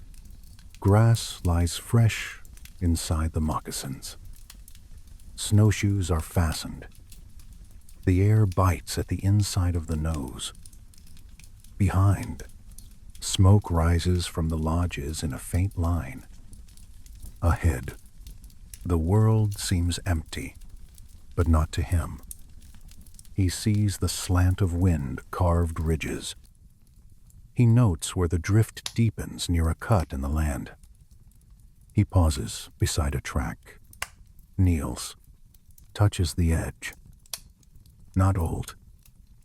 He looks up at the sun, then toward a thicket where a faint lifting of vapor troubles the stillness. He does not hurry. Winter punishes hurry. He moves as if each step is an agreement. The snow will hold here. It will fail there. The track bends this way. The herd may have passed in the night. Ravens know something farther on. The day unfolds as a reading, not a battle. And because he has been taught, because someone once showed him the same ridges, the same signs, he can move inside this cold country without becoming lost inside it. Back in camp, the children continue learning, almost without realizing it. One child stamps snow from a small pair of snowshoes and hangs them to dry. Another repeats a story about a traveler who followed the wrong stars. Someone laughs, then corrects the ending. An elder lifts a hand and traces the pattern of the dipper in the air. No classroom. No formal lesson. Yet culture passe. Skill passes. Winter itself becomes the teacher, and the lodge merely gives the lesson a place to settle. What strikes me most is how complete the system is. Shelter, clothing, and a fuel, food, travel, memory, teaching. Nothing stands alone. The person who can read the snow also knows how to preserve dry grass for the feet. The person who knows how to bank a fire also knows how to judge a drift. The child who hears the story of a foolish winter journey also learns to watch ravens and wind lines. Knowledge interlocks. It creates not just survival, but a way of living that can be trusted. There is also the matter of confidence under pressure. A person who knows the winter page does not waste motion arguing with it. If a cloud bank lowers and the light turns flat, they know to shorten the journey. If the wind hardens from one quarter and begins lifting loose snow into the air, they know what may be coming before the storm fully arrives. If a line of old tracks disappears under drift and the land ahead no longer speaks clearly, they know when to stop, turn, or wait. That judgment was taught as carefully as any craft. It saved strength, and sometimes it saved life. In such choices, the wisdom of the camp traveled out with every step. And trust, in winter, is precious. To trust the lodge, the robe, the fire, the path, the teachings of elders, these are forms of wealth deeper than possession. They make it possible to sleep while the wind moves outside. They make it possible to leave camp and return. They make it possible to raise children in a land outsiders might mistake for uninhabitable. The plains were severe, yes, but they were not unknowable. That is the difference the people preserved. Soon enough, as winter continued, all this knowledge gathered inward again, around the fire. The days of hard travel were followed by still evenings. The lessons of the trail returned to the lodge in the form of story and instruction. The snow outside held its long silence. And inside that silence, voices carried history forward, one winter night at a time. There were nights when the storm closed so completely around the camp that the world beyond the lodge might as well have vanished. Snow moved sideways in the dark. Wind pressed against the hides with a steady force that did not feel angry so much as relentless. The poles held. The liner held. The banked fire breathed at the center. And inside, time changed shape. Winter on the plains was not only a physical test. It was also a season of memory. When movement outside became difficult or dangerous, life turned inward. Tasks still filled the hours. Hides were checked. Clothing was mended. Grass for moccasins was dried, sorted, and replaced. Tools were repaired. Meat was portioned. A pot might simmer. But beyond these necessities, there opened a quieter kind of labor, the labor of teaching, remembering, and making sense of the world.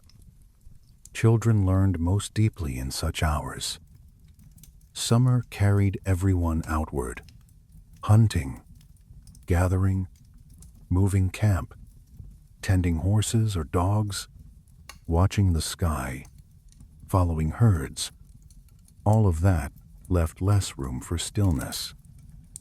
Winter forced stillness. The body sat closer to the fire. The ears opened. The voice of an elder could reach everyone at once. In that way, the lodge became more than shelter. It became a room of transmission. Stories were told because they pleased the mind. Yes, but also because they stored the knowledge a people refused to lose. Some stories made children laugh. Tricksters stumbled through foolishness and appetite and vanity, and everyone listening knew that laughter itself was warming. But tucked inside the humor were warnings about pride, impatience, greed, laziness, carelessness. A child who laughed at the trickster also learned not to repeat him. Other stories moved more slowly. Origins, animal teachings, the old agreements between people and the beings around them. Why one should not mock the weather. Why certain stories belonged only to the snowy season. Why gratitude mattered after a successful hunt. Why a traveler should never ignore the advice of someone older who had crossed many winters before. These things were not taught as abstract rules. They were given shape by voice and image, by remembered phrases, by pauses in the firelight. I have always thought there is a deep wisdom in a culture that places so much teaching inside winter speech. Outside, the season stripped life to essentials. Inside, the people did the same with knowledge. What must be remembered if we are to continue? What must be told again? What must a child know before the next great cold arrives? The winter count belonged to that inward season too. Unhide, arranged in sequence, one image for each year. A meteor shower, a battle, a terrible sickness, a winter of splitting trees, a winter when the buffalo stayed far away, a winter of deep drifts.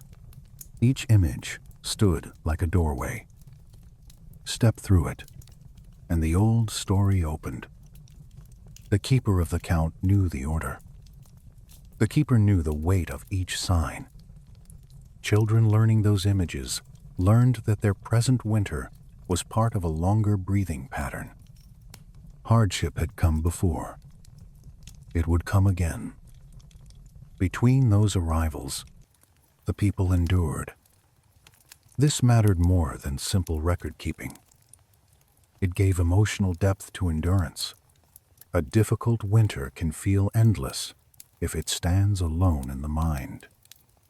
But if it stands among many, if it is one ring in a long chain of winters survived, then the spirit settles. Not because the hardship lessens, but because it has context. Someone before me heard these same trees crack in the dark. Someone before me changed damp grass for moccasins by firelight. Someone before me feared the storm and crossed it anyway. I am inside that line, not outside it. Even practical skills were often taught in the language of story and repetition. A grandmother might show a child how to soften hide, and then speak of the first time she was corrected by her own elder for leaving one edge too stiff. A father might explain the stars by recounting a journey nearly lost and then found again. Knowledge moved with personality attached to it. That made it memorable. It made it human. It also made it loving. Some teachings belonged to observation more than speech. A child saw how an elder always sat farther back from the draft and understood something about the warm places in a lodge. A child saw how the fire was banked, not smothered, before sleep. A child watched snow shaken from robes before entering and learned that moisture must be kept from bedding and floor. These patterns entered the body through repetition until later they emerged as instinct. Winter was also the season when the sacred could press a little closer. The stillness of deep cold leaves room for inward listening. Ceremonies, songs, quiet disciplines of attention. All of these found a particular resonance in the months of snow and long dark. The land outside seemed emptied, but not truly empty. Rather, it seemed to hold itself in reserve. That quality changes the mind. It encourages humility. It asks a person to listen rather than announce. Some young people sought visions in such seasons. Others received from elders the first layers of knowledge that would later deepen into ceremonial responsibility. Not everyone followed the same path, but winter made room for paths to be shown. All this happened while the practical rhythm continued. The fire still required fuel. Water still had to be melted. Food still had to be portioned carefully. The old and the very young still needed extra watching. Winter teaching was never separate from winter labor. That is part of why it held so well. One heard a story about caution while repairing snowshoes. One learned a moral lesson while chewing pemmican.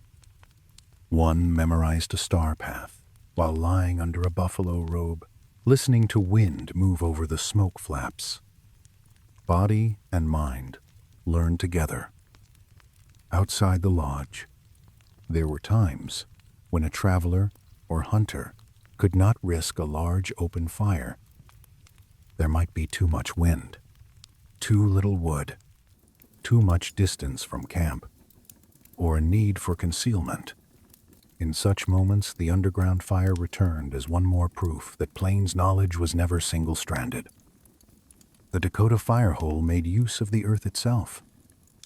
A chamber for flame, a second opening for air.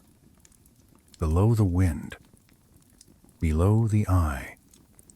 Efficient and almost secretive. The design feels nearly ancient enough to belong to the ground rather than to any one inventor. Dig one hole where the fire will sit. Dig another that slopes toward it and feeds air beneath. Light the fuel in the chamber. Let the draft begin. The fire grows hot because it is fed steadily and protected. Smoke thins because combustion improves. Light remains low because the flame sits below the level of the earth. Heat radiates upward and outward, but much is held close by soil and contained air. For a traveler in winter, this could mean the difference between a brief sustaining stop and a miserable waste of fuel. A little dried material, a little patience, and there is enough warmth to melt snow. Warm hands, heat broth, soften a strip of dried meat, gather strength. Then the fire can be covered, the place left quiet behind you. The same knowledge that kept a family warm in a lodge could also keep one person alive out on the land, alone. There is something solemn in that. And still the season turned, though slowly enough that no day seemed dramatic by itself. The first hint was often light, not warmth, not yet. Just a change in angle. The sun climbing a little higher, shadows shortening almost too subtly to trust. Then the sound of river ice shifting. The immense reports of frozen surfaces expanding and contracting.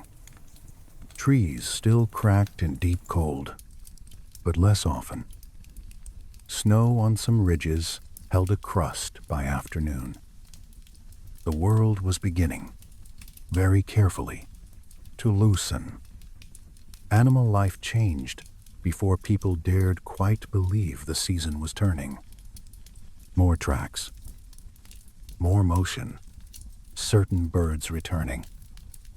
The smell of air softening, though that is hard to describe. Not warm exactly, only less severe. The grass stuffed into moccasins at the end of the day felt drier because the feet were working a little less desperately against intense cold. Small changes, almost private changes. But people who had lived many winters knew how to read them. The end of winter did not come like a door swung open. It came in negotiations. A thaw one day, hard, freeze the next, meltwater running under the snow in hidden channels, ice crust thickening and then collapsing. A storm that felt like winter reclaiming itself, followed by 2 calmer, brighter days. Children grew restless first. They wanted out, to run, to slide on old rib sleds, to step farther from the lodge circle. Their bodies sensed widening before their minds could name it. Inside, the routines shifted almost imperceptibly. The fire could be smaller some mornings. Robes were aired when sun allowed. Liners were checked, shaken out, repaired for another use later if needed. Snow berms around the base of lodges began to sag, then melt. Mud appeared where, for months, there had been only packed white and frozen brown. To some, mud is unpleasant. After a hard plains winter, mud can feel like mercy. The elders noticed everything. They had to. They were the keepers not just of memory, but of timing. When to move camp, when stores would run low enough that fresh food must be found, when the bison might begin to gather differently, when rivers would become dangerous to cross, when lodge covers could be loosened a little, when they must not be loosened yet. Timing is one of the hidden arts of survival. Move too soon, and the weather punishes you. Move too late, and opportunity passes. Children learned timing by being near such decisions. They watched adults discuss the sky, the snow, the behavior of dogs, the condition of stored food, the shape of drifts on the south side of ridges. No one needed to say you were being taught. The teaching was simply happening. This is how a winter culture sustains itself. through presence, through repetition, through the refusal to let useful knowledge remain locked in one generation. Eventually a day arrived when frost no longer formed thickly on the inner hide before dawn, or a morning came when a trickle of water could be heard under the snow berm, or a patch of earth opened dark and damp beside the lodge. Then everyone knew, though no one would say winter was gone yet. Not fully. The plains teach caution, even in hope. Hunters ranged farther. They were no longer traveling only to endure the day, but to scout the next season. The first fresh meat, after months of dried stores, changed the entire mood of a camp. So did the sight of returning birds, the smell of exposed grass, the strange richness of wet earth. The body that had spent months conserving now began to anticipate movement again. Shoulders lifted, voices brightened, plans formed. Still, the deepest lesson of winter remained behind, even as the snow receded. It is tempting for later generations to romanticize hard seasons, to turn them into pure symbols. But the people of the plains knew better. Winter was not noble because it was dangerous. It was meaningful because it required the full use of knowledge, skill, restraint, and community.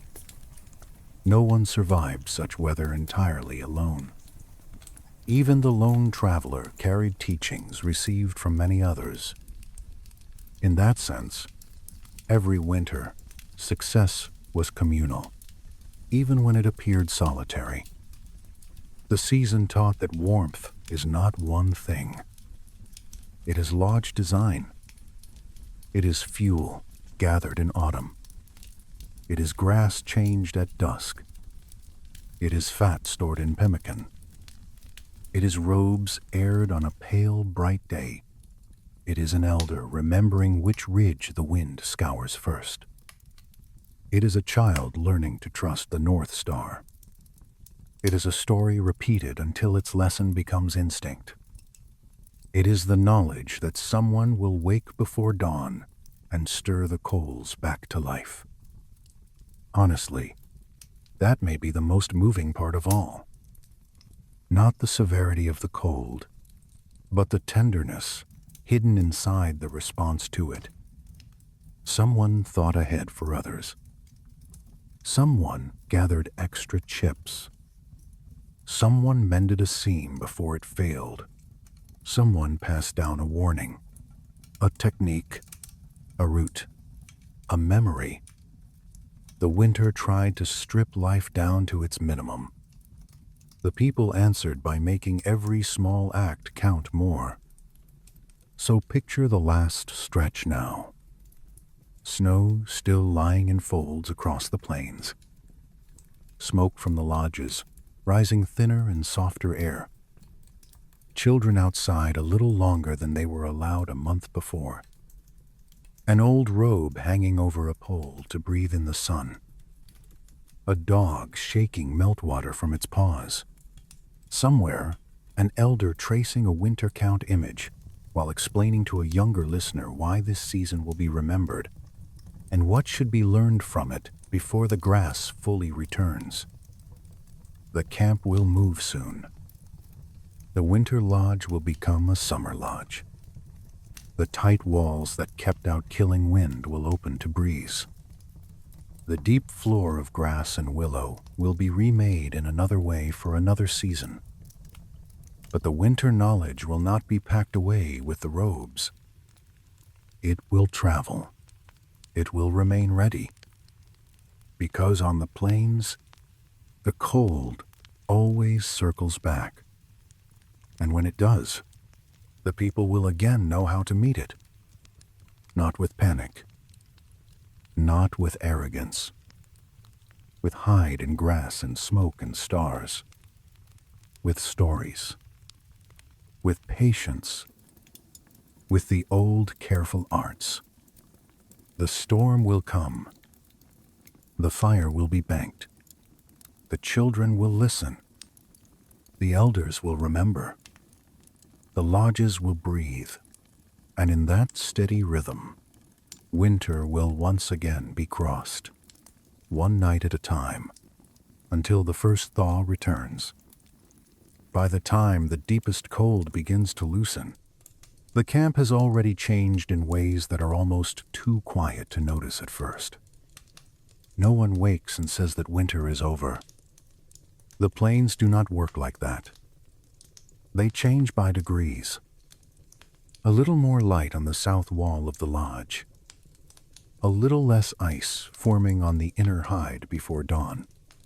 A slightly different sound from the river in the distance, as though water has started speaking under its long white cover.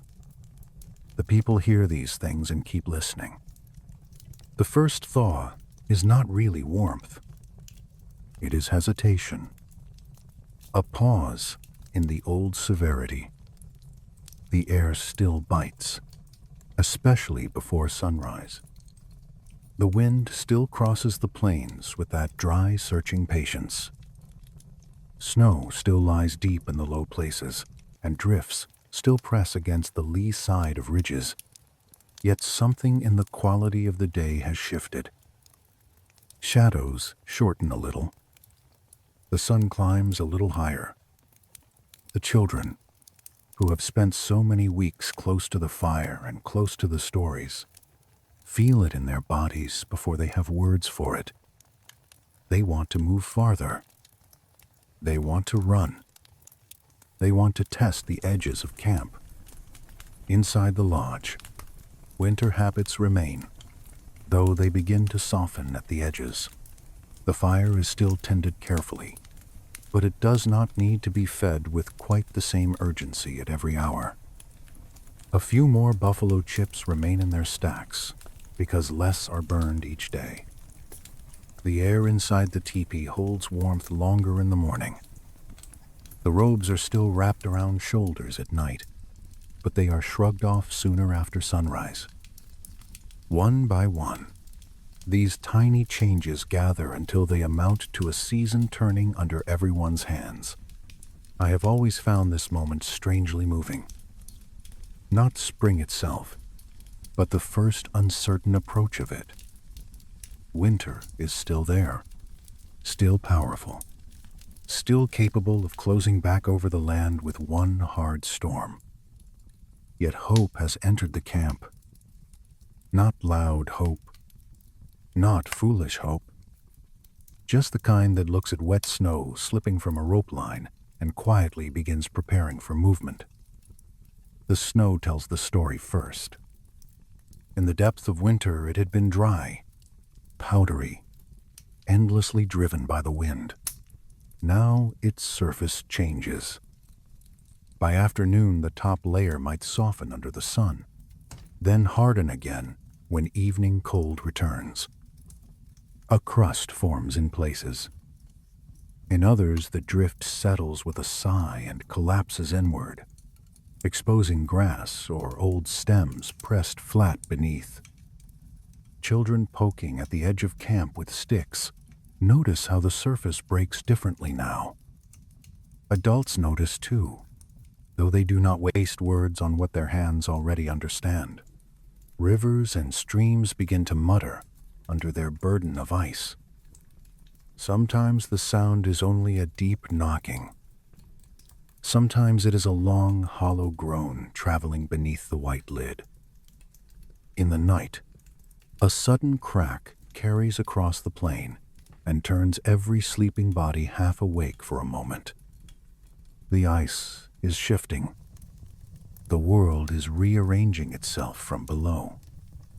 At dawn, someone steps out of the lodge, breath pale in the air, and listens.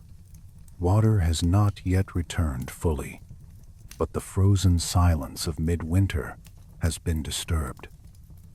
The people do not stop working while they listen. This is when winter stores are counted again and counted carefully. Rawhide bags of pemmican are lifted, pressed, judged by hand. Dried meat is checked. Roots stored in pits are inspected. Buffalo chip stacks are assessed. The winter has been crossed because autumn work was done well, because daily rhythms were kept, because waste was avoided. Now comes another calculation. Is there enough left to bridge the last hard weeks? How soon must fresh meat be found? When can the camp safely move? Practical thought returns as naturally as breathing.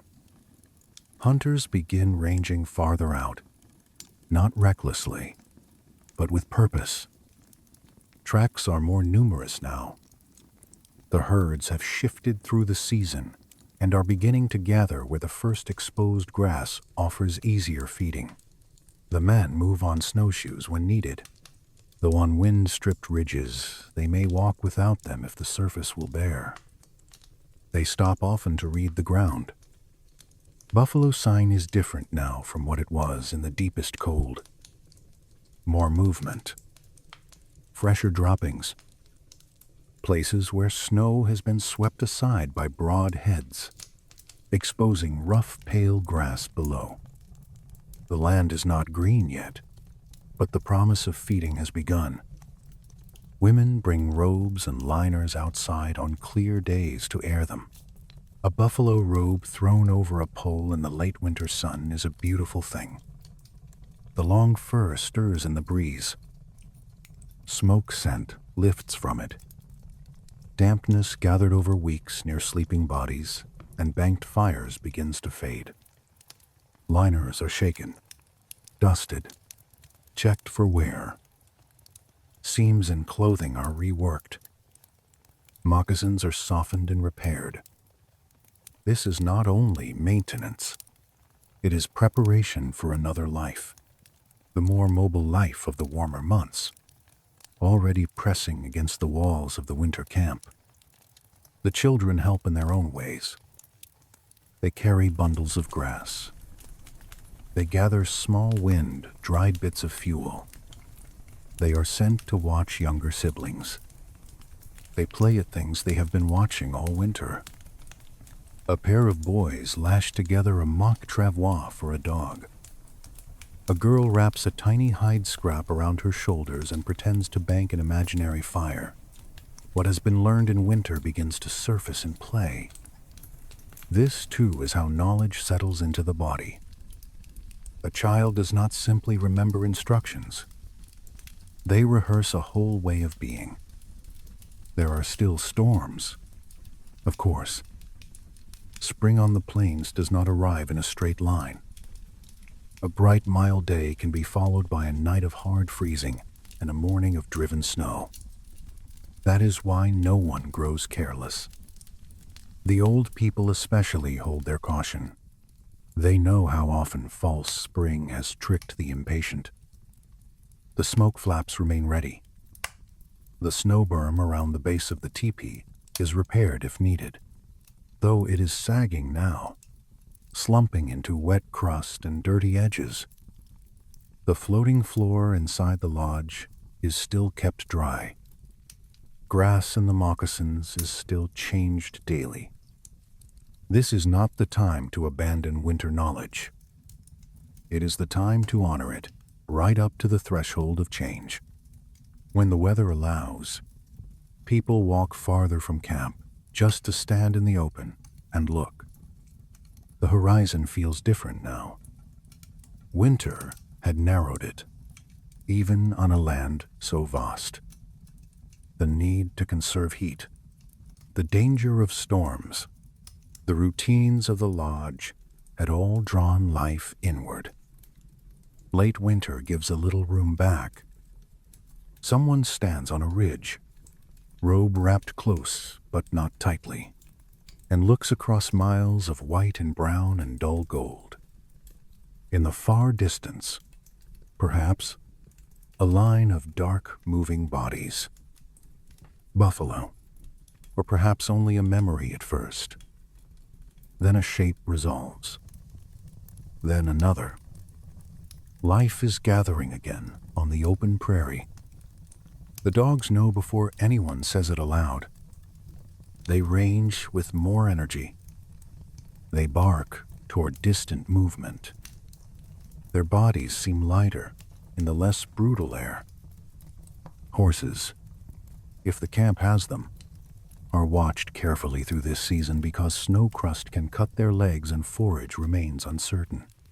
In the horse era, this is another layer of winter management, another calculation added to the older patterns. But whether by dog or horse or a person's own strong legs, the truth is the same.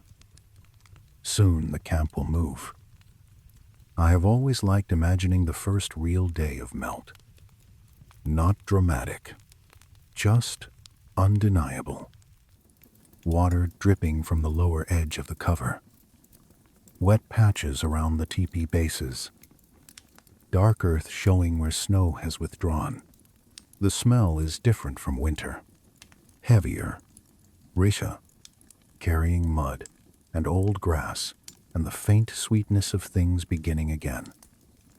The children notice it and step too eagerly into muck, splashing the hems of their leggings. Adults laugh, a little, not because mud is pleasant, but because after so much cold, mess itself feels like abundance.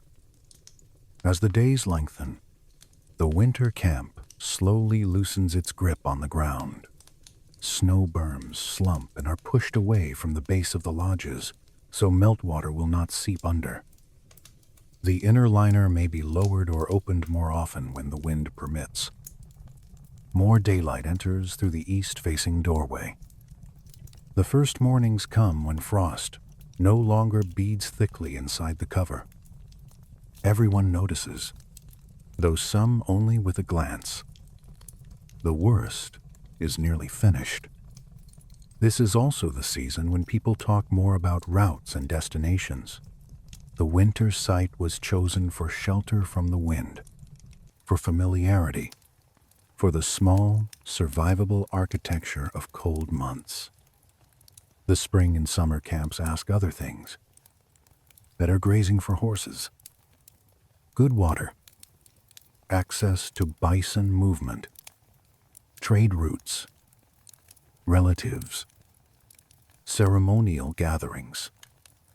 The world that had narrowed to lodge circles and snowpaths opens outward again into a web of movement and relationship.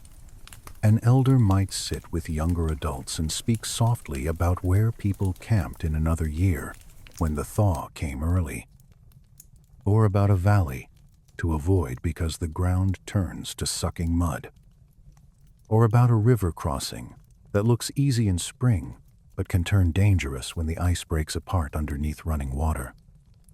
These are not abstract maps. They are lived landscapes, layered with memory. The young listen because they know movement is coming and because winter has taught them, again, that survival depends on memory carried accurately. By now, the winter count keeper is already thinking about the mark this season will receive.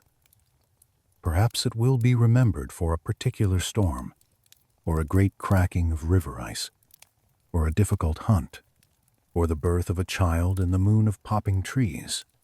The image chosen later will hold the season in one sign. But everyone still living through these last days knows the fuller shape of it. The long dark, the careful saving of fuel, the stories that filled the lodge, the smell of buffalo chip smoke, the grass changed nightly in moccasins, the sleeping robes aired under pale sun, the first sound of running water. All of it belongs together. There is something beautiful about how winter leaves. It does not apologize. It does not explain. It simply loses its hold one careful day at a time.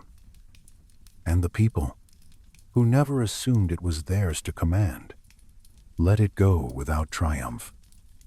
They do not speak of defeating it. They have lived with it, listened to it, outweighted it, learned from it. That is different, more honest. I think soon the travois will be unpacked and repaired for hauling. The poles will come down. The circles where the teepees stood will remain in the grass a while after the camp moves on. The fire pits will cool. The paths worn between lodges will fade back into earth and growing stems. The winter site will look still again, as if nothing had happened there. But much has happened. A whole season of endurance, care, teaching, and memory has unfolded inside those hide walls. And if you were standing there with me in that first softening of the year, you would feel how strange and gentle the mood becomes. Still cold, still watchful, yet looser, almost relieved. A dog shakes meltwater from its coat. A child drags a rib sled through slush. An old woman lifts a robe and smiles at the way the fur catches sun. Smoke rises thin and steady. Somewhere beyond the camp, bison are already moving toward the wide spring grass that does not yet exist, but soon will. The people watch. They prepare. They wait just a little longer. Because waiting, too, is part of wisdom on the plains. And once the waiting is done, movement returns in earnest, carrying with it not just bodies and bundles, but all the winter's hard-won lessons, ready to be used again when the cold comes back across the grass. There is one more thing late winter teaches, and it is the value of restraint. When the first warmer day comes, a foolish person might imagine they can walk far, work hard, strip off layers, trust the softness in the air. But the plains still carry winter in their bones. Sweat raised too quickly can chill a body once the sun dips or the wind turns. So even in the thawing season, people move with discipline. A robe is loosened, not discarded.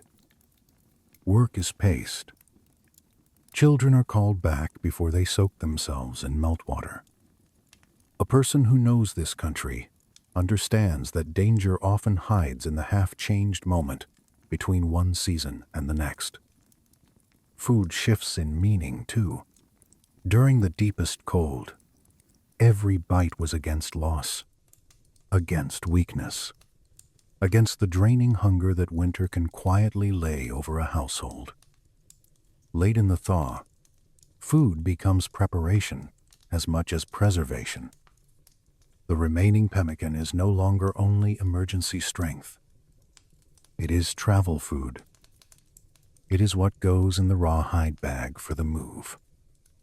It is what a hunter carries while scouting the first true spring roots. Dried meat that lasted through the coldest moons now bridges the final crossing into fresh game and new growth. There is satisfaction in that careful extension of autumn labor all the way into spring. Nothing wasted. Nothing romanticized. Just competence, carried forward. The elders notice the children watching all this. They know that what is seen during the break of winter is as important as what was seen in its heart. Endurance is one lesson. Transition is another. A child must learn not only how to sit through the storm and keep grass dry in moccasins, but how to take down a winter home, how to judge a weakening river edge, how to smell the softening earth and know that movement will soon be required. Survival is not a fixed set of tricks. It is timing, mood, and adjustment. Winter does not end with a speech. It ends because the people know when to stop living one way and begin living another. And perhaps that is why the last days in the winter camp carry such a thoughtful quiet. Everyone is busy, yet beneath the work there is reflection. This lodge held us. This store of fuel lasted. This story was told again. This child learned. This elder was listened to. This season, severe as it was, became another winter, placed gently into memory.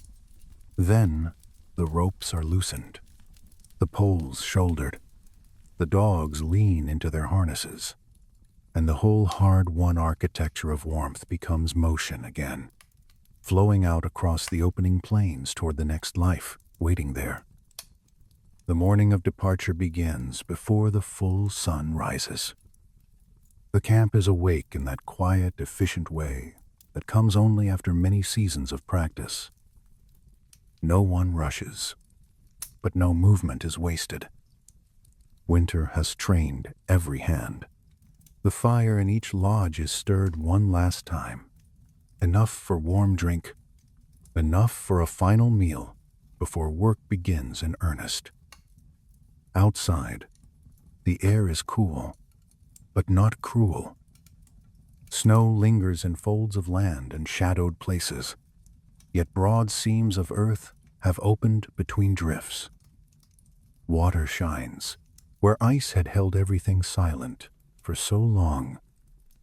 The winter teepee is not torn down casually. It has carried lives through the hardest part of the year. It has held the smoke, the warmth, the stories, the births, the illnesses, the laughter, the listening, the long sleeping under robes while wind combed the plains. It is treated with the kind of respect given to something that has served well. The inner liner is taken down carefully. The painted designs that flickered all winter in firelight are rolled and tied. The willow mats are lifted. The thick grass that formed the floating floor is shaken out and scattered or burned if damp. Robes are folded. Ash from the hearth is gathered or spread. Every layer that made winter survivable is dismantled in an order that remembers what it once did. This moment, I think, must have felt both practical and a little tender. To take apart the shelter that kept your children warm through nights when the trees split from cold. To lift the very liner that held back the drafts and gave smoke a way to rise. To expose again the packed circle of earth beneath where bodies had slept. It is like seeing the bones of a season. The lodge is becoming poles and hides again. Yet no one mistakes this for loss. It is transformation. The same intelligence that created the winter home now releases it back into motion. Dogs are harnessed. Travel poles are drawn into place. If horses are present, loads are balanced and tied with the same care that winter food once was, stacked and counted. Children are given lighter tasks, though they long for heavier ones. A pot is cleaned. A rawhide bag is checked for leaks. A bundle of tools is secured. Someone finds the spare flap pole. Someone else lifts a cradle board. Life that had folded tightly inward through winter now unfolds across the morning. The camp circle loosens. Spaces between lodges widen as each family becomes again a moving center of its own. For months their worlds overlapped within a tight winter arrangement designed against the wind. Now the plains will widen between them, then gather them again later in different places. That is another lesson. Winter has always fed into spring. Nearness and movement both have their seasons. Shelter teaches one form of togetherness. Travel teaches another. Children look back often as the camp begins to move. They remember where the sled tracks were, where they played near the edge of the snow berm, where the dog slept, where an elder sat in the sunlight late in the thaw. Adults look back too, though perhaps more briefly. Their eyes mark practical things. The circles where poles stood, whether anything has been forgotten. The condition of the old path out of camp. The sky, always the sky. Even in spring, the plains do not reward inattention. Soon enough, the line of movement lengthens. A person carrying a bundle. A dog pulling a travois, creaking softly over damp ground and old snow crust. Another person leading children around a meltwater patch. The sound is different from winter's deep hush, yet related to it. More water now. More mud underfoot. Less brittle crunch. More sucking earth and soft collapse at the edge of drifts. The season is changing its voice, and what winter taught goes with them. That is the real thing. Perhaps not the hides, not the poles, not even the stored food. Though all these matter, the true freight is knowledge. The body memory of how to change grass in moccasins before sleeping. The instinct to seat an elder in the warmest place. The skill of reading smoke and adjusting flaps before the lodge fills. The patience to bank a fire instead of wasting fuel. The habit of checking a seam before it tears wide in weather. The attention given to children so they learn without ceremony what must someday become their own unthinking competence. Honestly, this is where the whole season reveals its deeper shape. Winter survival is not only about getting through cold. It is about preserving a way of understanding the world. Every trick of warmth, every lesson about wind, every observation of bison, every food preserved, every story told by firelight. These are forms of intelligence. They are not separate from culture. They are culture. They tell a people who they are by showing how they remain alive in a place that has no patience for carelessness. You can see it in the bison most clearly. The animal gave shelter, clothing, voile, weight, bedding, food, sinew, and instruction. People watched how it stood into the storm, how it carried insulation close to the body, how its life turned grass into warmth. Then they made those lessons human. Fur inward, fire small and steady, fuel gathered in autumn, bulk conserved. Wind met with shape rather than defiance. There is a humility in that kind of learning. Not submission, not weakness. Something wiser. A recognition that life on the plains is possible when you accept the terms of the land and answer them skillfully. The spring movement carries people toward a greener season, but it does not erase the winter mind. The children who rode out of the winter camp are not the same children who entered it. They have heard more stories. They have learned the winter count marks better. They know more about reading snow, about fuel, about robes, about how hunger feels and how rich pemmican answers it. They know the smell of buffalo chips burning slowly in the dark. They know the comfort of hearing elders talk while the storm presses outside. They know that a lodge can hold against the hardest wind if it is built properly and cared for without laziness. The adults, too, have been changed, though perhaps in quieter ways. Another season tested their preparations. Another season proved which habits still worked and which needed adjusting. Maybe a smoke flap pole cracked, and a stronger one will be cut next year. Maybe a better winter sight has been remembered. Maybe a new pattern of storing chips under hides kept them drier. Maybe a child proved ready for more responsibility. Maybe an elder's story took root in someone who will carry it forward. Winter always leaves instructions behind if one is humble enough to notice them. By the time the camp has gone some distance, the old winter site already begins returning to itself. Birds may cross above it. Meltwater may run through the edge of it.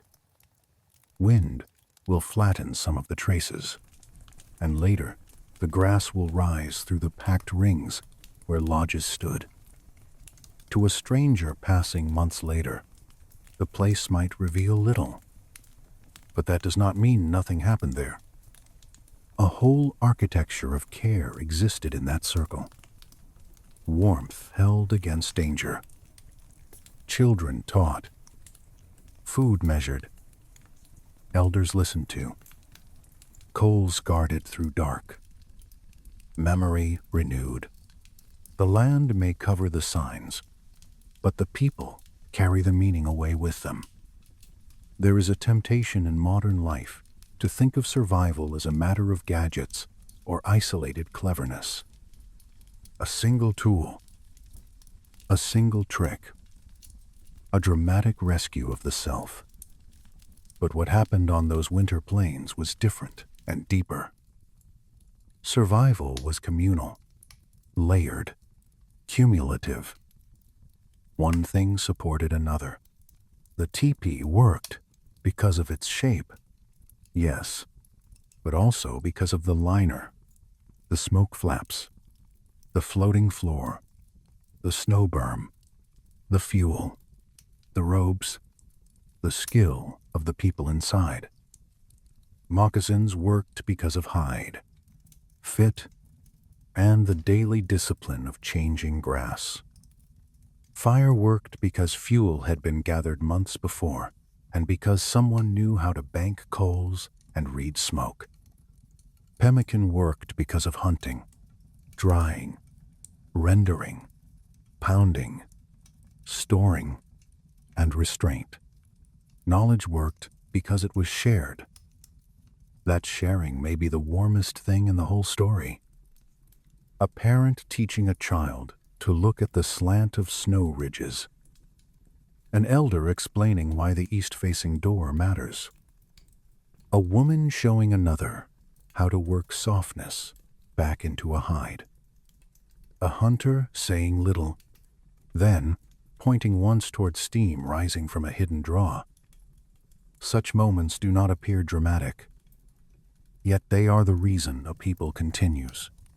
The frozen plains do not forgive individuals for trying to invent everything alone every winter. Continuity is what saves. Memory is what saves. The willingness to listen is what saves. By late day, the moving camp may stop again. Perhaps not at its final place. Perhaps only long enough to rest, to drink, to feed children, to let the dogs settle. A small fire is made. The movements around it are familiar because winter engraved them so deeply. A robe is spread. Food is passed. Someone glances west at the weather. Someone else laughs softly at a child, too eager to chase a bird through mud. Life does not become easy just because winter is loosening. The plains remain a place of work. But now the work is touched by expansion rather than contraction. If you were standing there with me, watching the line of people and dogs and loads crossing between patchy snow and shining wet ground, you might feel what I feel now. Not triumph. Something gentler. A kind of earned calm. They did not conquer the winter. They read it. They respected it. They prepared for it in autumn, lived carefully within it, let it teach what it always teaches, and then moved on when it released them. That is a more durable kind of strength than conquest. And the lessons remain useful far beyond the plains. Pay attention to the materials around you. Respect the body and what it needs. Do not waste warmth. Learn from animals rather than assuming yourself above them. Let architecture follow weather instead of ego. Store food when abundance allows. Keep stories alive because they carry practical wisdom hidden inside memory. Teach children not only by speech but by example, repeated so often it becomes instinct. Work with the season you are in, rather than longing uselessly for another. These are old teachings, but they do not feel old to me. They feel steady. As evening lowers over the moving camp's new stopping place, the colors soften. Wet earth darkens. Snow catches the last light in pale blue and rose. Smoke rises straight in the calmer air. Someone adjusts a child's robe. Someone shakes mud from a moccasin. Somewhere beyond sight, bison move through the returning grass. The whole land seems between breaths, neither winter nor fully spring, carrying traces of both. Inside the newly raised lodge, or perhaps under a temporary shelter before the next full camp is set, the fire glows, and the old rhythm begins again. Food. Quiet talk. A child nearly asleep before the story has reached its middle. The adults thinking ahead to where they will go tomorrow. The knowledge of winter not packed away, but resting close at hand, ready to be called again when needed. Because on the plains, every season contains the memory of the others. The people know this. They know summer's abundance can never make winter impossible. They know the green months are already bending toward another cold, just as the cold months always bend back toward grass. To live well here is to live inside that circle without resentment. To gather when it is time to gather. To move when it is time to move. To listen when it is time to listen. To teach when it is time to teach. And so the story settles where it began, not in conquest, but in understanding. A people on the frozen plains. Hide walls glowing in firelight. Grass in moccasins. Buffalo robes turned inward. Smoke drawn upward through a breathing lodge. Fat rendered into strength. Stories carrying memory through the dark. Snow read like a text. The first thaw arriving almost shyly. Camp lifting and moving on. Knowledge continuing. Warmth made not from comfort, but from attention, passions, and relationship. The fire burns lower now. Outside, the wind is only a light traveling over wet ground and old drifts. Somewhere in the dark, water is running again beneath breaking ice. Inside, the lodge is quiet, except for breath and the soft settling of coals. The season has turned. The people have endured. The teachings remain. Even after the move, winter continues, living in speech. That evening, perhaps, or many evenings later, someone will refer to this past season by one sign everyone understands. The winter when the river cracked early. The winter of deep drifts by the western ridge. The winter when a certain child was born. The winter of very dry buffalo chips. A phrase like that holds an entire world inside it. Smell. Cold. Hunger. Labor. Laughter. Fear. patience, and relief, all folded into a few remembered words. This is how a people keeps experience from dissolving. Not through grand monuments, but through repeated naming.